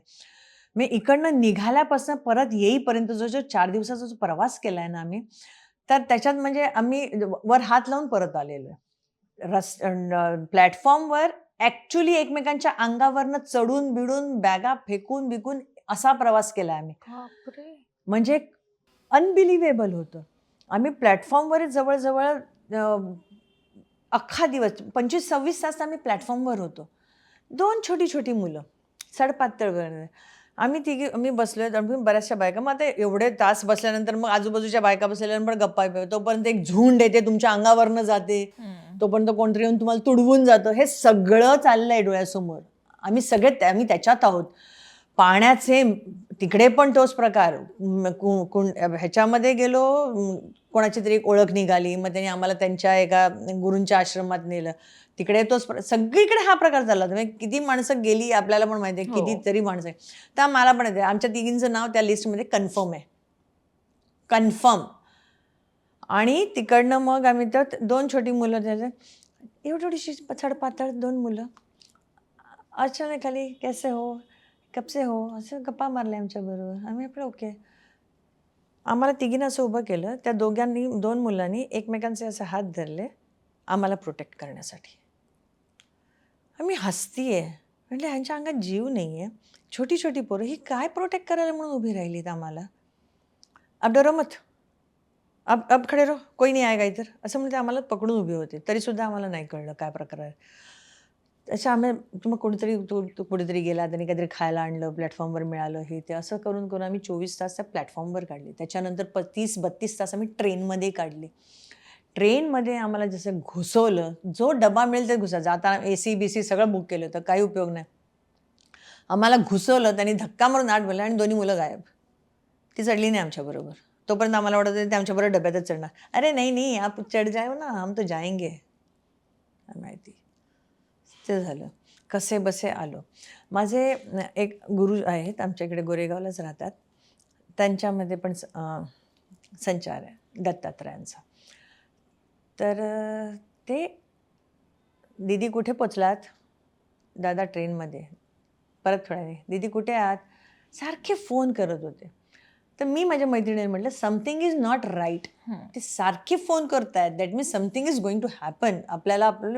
आपण मूर्खपणा केलाय, पण आता आपल्याला त्याच्याकडे पर्याय नाही आहे. कसं तरी घरी बसा. आणि दुसऱ्या दिवशी मागे गणपती, जे माझ्या घरी गणपती आहेत. माझ्या घरी गणपती बसवणार आहे मी आणि मी तोपर्यंत आदल्या रात्रीपर्यंत मी ट्रेनमध्येच आहे. आणि मग मी कसे कसे आलो जिवंत? मला अजूनही या गोष्टीचा विश्वास बसत नाही, की आम्ही जिवंत आलो कसे परत? आणि घरी आल्यानंतर मग मी आले तसे मी माझ्या घरी न जाता मी त्या दादांच्या घरी गेले आणि त्यांना पाया पडले. "दादा जिवंत आलो परत. मला विश्वास नाही बसत आहे." ते नुसते हसले. त्यांची बायको मला दुसऱ्या दिवशी सांगते, रात्रभर जागे होते. "माझी पोरगी अडकली आहे, माझी पोरगी अडकली आहे, माझी पोरगी अडकली आहे. तिला काढायचं आहे, माझी पोरगी अडकली, तिला काढायचं आहे." काय मागू मी? म्हणजे तेच तर मी पुन्हा एकदा म्हणेल, की खरंच तुमच्यासोबत हा एक आशीर्वाद आहेच. पण यासोबत आहे ना तुम्ही खूप जबाबदारी जसं आता तुम्ही सांगितलं, की तुम्ही त्या मुलीलाही घेऊन गेलेलात, तुमच्या मैत्रिणींनाही घेऊन या. गेलेलात. यासोबत तुम्ही खूप जबाबदाऱ्या प्रत्येकाची जबाबदारी तुम्ही ओढावून घेता आणि ती नीटपणेच पार पडता. आणि हो. अशीच जबाबदारी होती जी मुलांची होती आणि या. मुलांच्या जबाबदारीतही तुम्ही जे कष्ट केली, त्या मुलांना सांभाळलं आणि जेव्हा ती मुलं सेटल झाली, तेव्हा आईला किती आनंद झाला तुमच्यात? मला प्रत्येक वेळी असंच वाटायचं, की मला अजून काहीतरी करायला हवं होतं मुलांसाठी. मी हे एवढं केलं, हे this is not that complete नाही आहे. असं नेहमी वाटायचं, की मी हे नाही करू शकले मुलांसाठी, मी हे नाही करू शकले मुलांसाठी.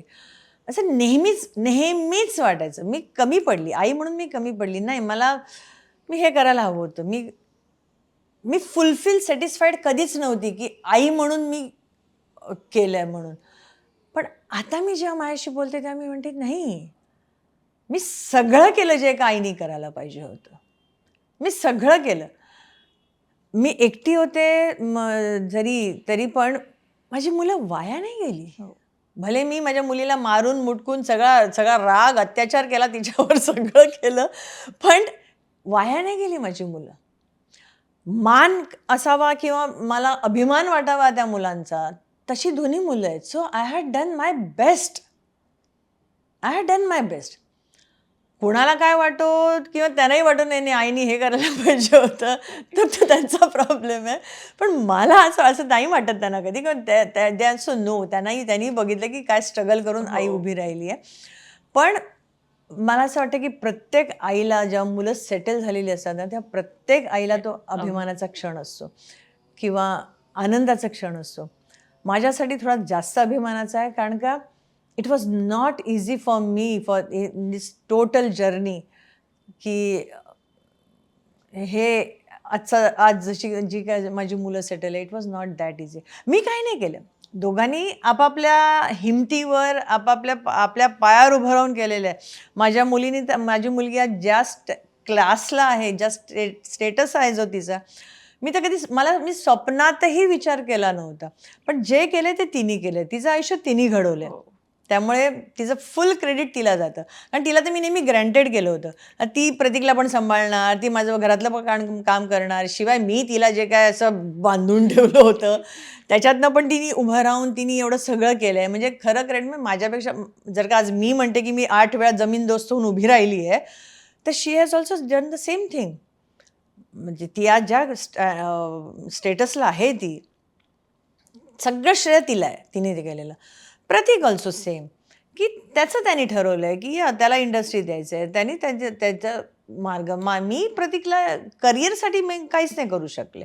हां, मी फार तर एखादं सर मेरा बेटा आहे एवढंच बोलू शकले, पण त्याला कधी त्याची गरजच नाही पडली. सो दोन्ही मुलं they are self made like मी.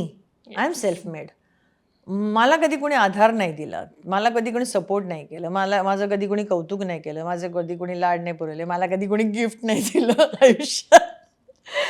पण आय मेड माय सेल्फ. मी स्वतः उभी राहिले. आज मुग्धानी बनवलेली मुग्धा उभी आहे आणि शी इज व्हेरी स्ट्रॉंग. मला असं वाटतं की प्रत्येक बाईसाठी ना हे एक उदाहरण आहे. जसं मी मागच्या वेळेला इंटरव्ह्यू दिला होता, तेव्हा माझ्या आतलं सगळं मी काढलं होतं. Again thanks to social media, की तुम्हाला एक स्कोप मिळाला, एक रस्ता मिळाला बोलण्यासाठी, तुमचं मनातलं बाहेर काढण्यासाठी. कारण तुम्ही सायकॅट्रिस्टकडे जाता कशासाठी? तुमच्या डोक्यात जे ब्लॉकेजेस आहेत तो फक्त तुमच्याशी बोलून ते क्लिअर करत असतो. जेव्हा तुम्ही ते बाहेर काढता, जशी आज मी महाराजांशी बोलून, महाराज हे आज असं झालं, मला नाही आवडलं, हिने हे असं केलं, आय टॉक टू हिम. परत सांगते, महाराज मी वाईट बोलत नाही आहे तिच्यासाठी, but you have to take care. तिने मला हे असं बोललेली, हे मला नाही आवडलं, तर तुम्ही काळजी घ्यायची महाराज. जसं तुम्ही बोलता ना, तर आज मी बाहेरच्या दुनियेशी बोलू त्याच्यापेक्षा मी घरात महाराजांशी बोलते. आज हे एक माध्यम मिळालं आहे की तुम्ही स्वतःला मोकळं करू शकता. तर मला असं वाटतं की आता माझ्यासारख्या हजारो करोडो बायका असतील ज्यांनी हे एवढं सफर केलेलं आहे. प्रत्येकजण जो या पृथ्वी तलावर आहे, काही अमृत घेऊन आलेला नाही आहे, डबोला घेऊन आलेला नाही आहे. प्रत्येकजण सफर करतो, प्रत्येकाच्या रस्ते वेगळे असतात, मार्ग वेगळे असतात, त्यांचा त्रास वेगळा असतो. पण मला असं वाटतं की प्रत्येकाने, बाई असो पुरुष असो, गिव्हअप करू नये. जर का मी गिव्हअप केलं असतं तर मी केव्हाच संपली असते. म्हणजे मला वाटतं हे अख्खा संसार कधी झालाच नसता.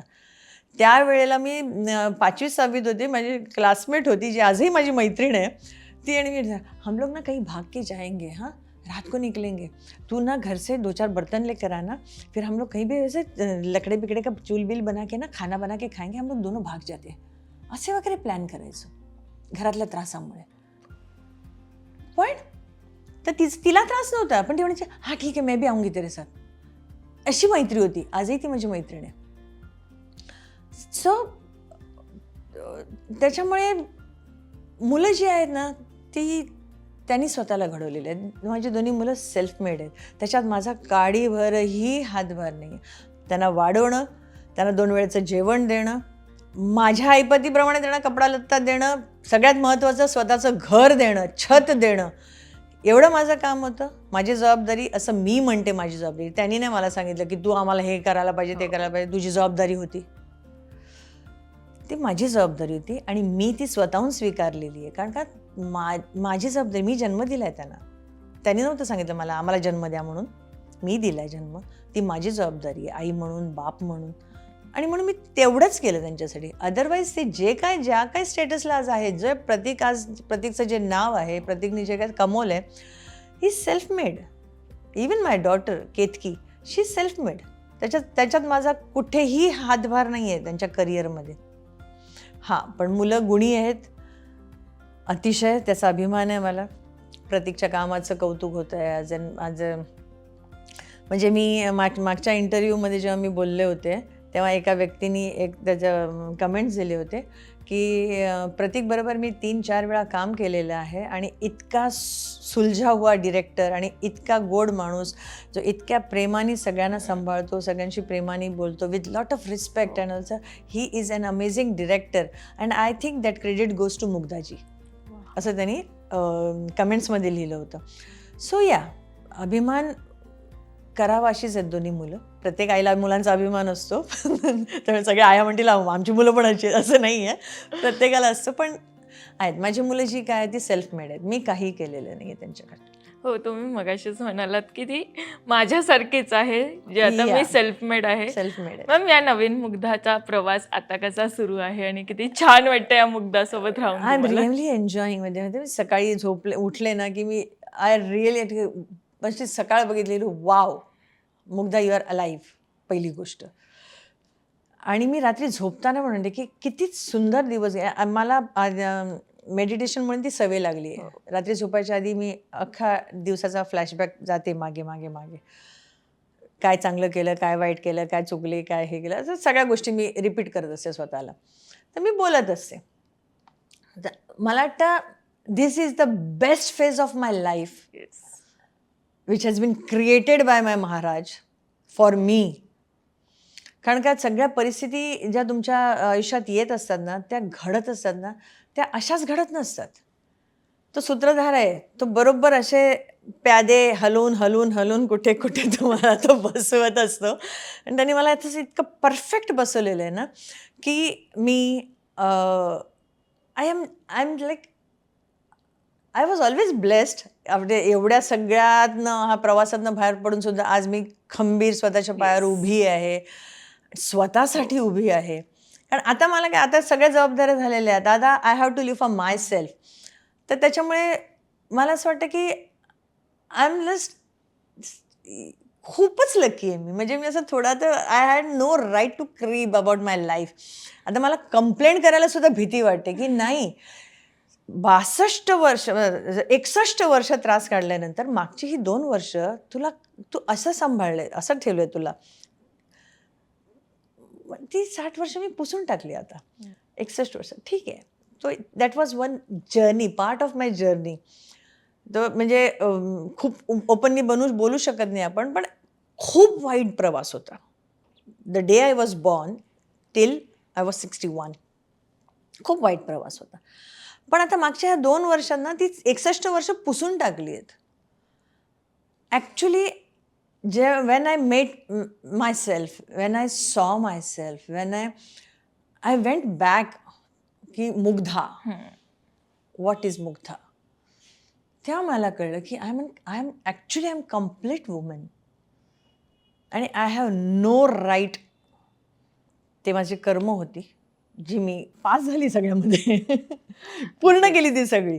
तर मला आता I don't have to carry forward पुढे.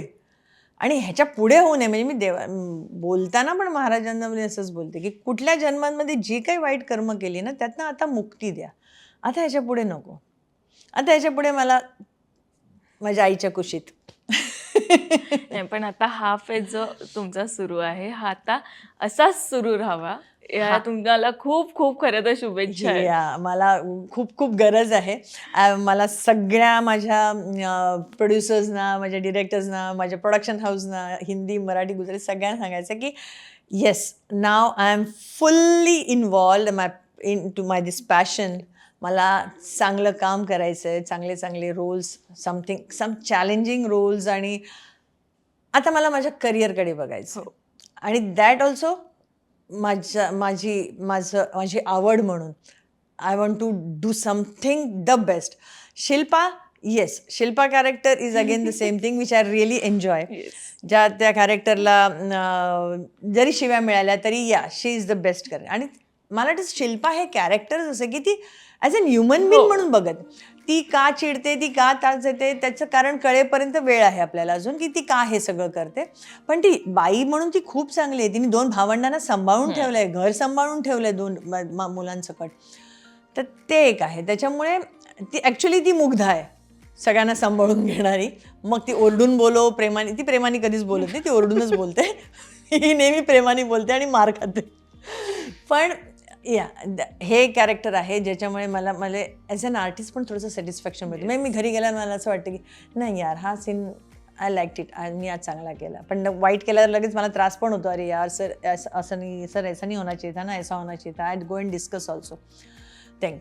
But I want to do some amazing character, some challenging roles जे करण्यासाठी खरोखर अवघड आहेत. So yes, I am ready to work. I want to work. I want to fulfil my this passion, my dream. आणि always like I want to be always the way I am, a good girl. Yes. आणि मला असं वाटतं स्वप्न बघत राहावी, ती नक्कीच पूर्ण होतात आणि लवकरच सगळी स्वप्न पूर्ण होणारे खूप छान छान भूमिका येणारच आहेत. आणि आम्ही महाराज तथास्तु बोला पटकन, महाराज. Yes. आणि त्या छान छान भूमिकेत आम्ही तुम्हाला पाहण्यासाठी खरं खूप उत्सुक आहोत. आणि थँक्यू मॅम, Thank you तुम्ही so much, इतका बच्चा. वेळ काढून आलात आमच्यासाठी आणि Thank you खूप छान so वाटलं much. तुमच्याशी गप्पा मारून. मी परत एकदा नाही, आपण परत एकदा कधीतरी ना, आपण विल टॉक अबाउट अगदीच. दॅट प्रवास. Yes. म्हणजे माझी ती जर्नी. आणि त्यावेळेला मला सिनियर्स मराठीतले कितीतरी कलाकार आहेत, the way they supported me, दे टूक केअर ऑफ मी. त्यात it's a total different subject. But yes, परत नक्की भेटू. थँक्यू सो नक्कीच. मच तुम्हा सगळ्यांना. Thank you so much. Love you all. Yes, love you too. Thank you. ही मुलाखत तुम्हाला आवडली असेल तर लाईक करा, शेअर करा आणि इट्स मज्जा मराठी या यूट्यूब चॅनलला सबस्क्राईब करायला विसरू नका. मराठी मनोरंजन सृष्टीमधील मालिका, चित्रपट, नाटक तसेच कलाकारांबद्दलच्या नवीन अपडेट्स जाणून घेण्यासाठी नक्की सबस्क्राईब करा इट्स मज्जा मराठी या आपल्या नवीन यूट्यूब चॅनलला.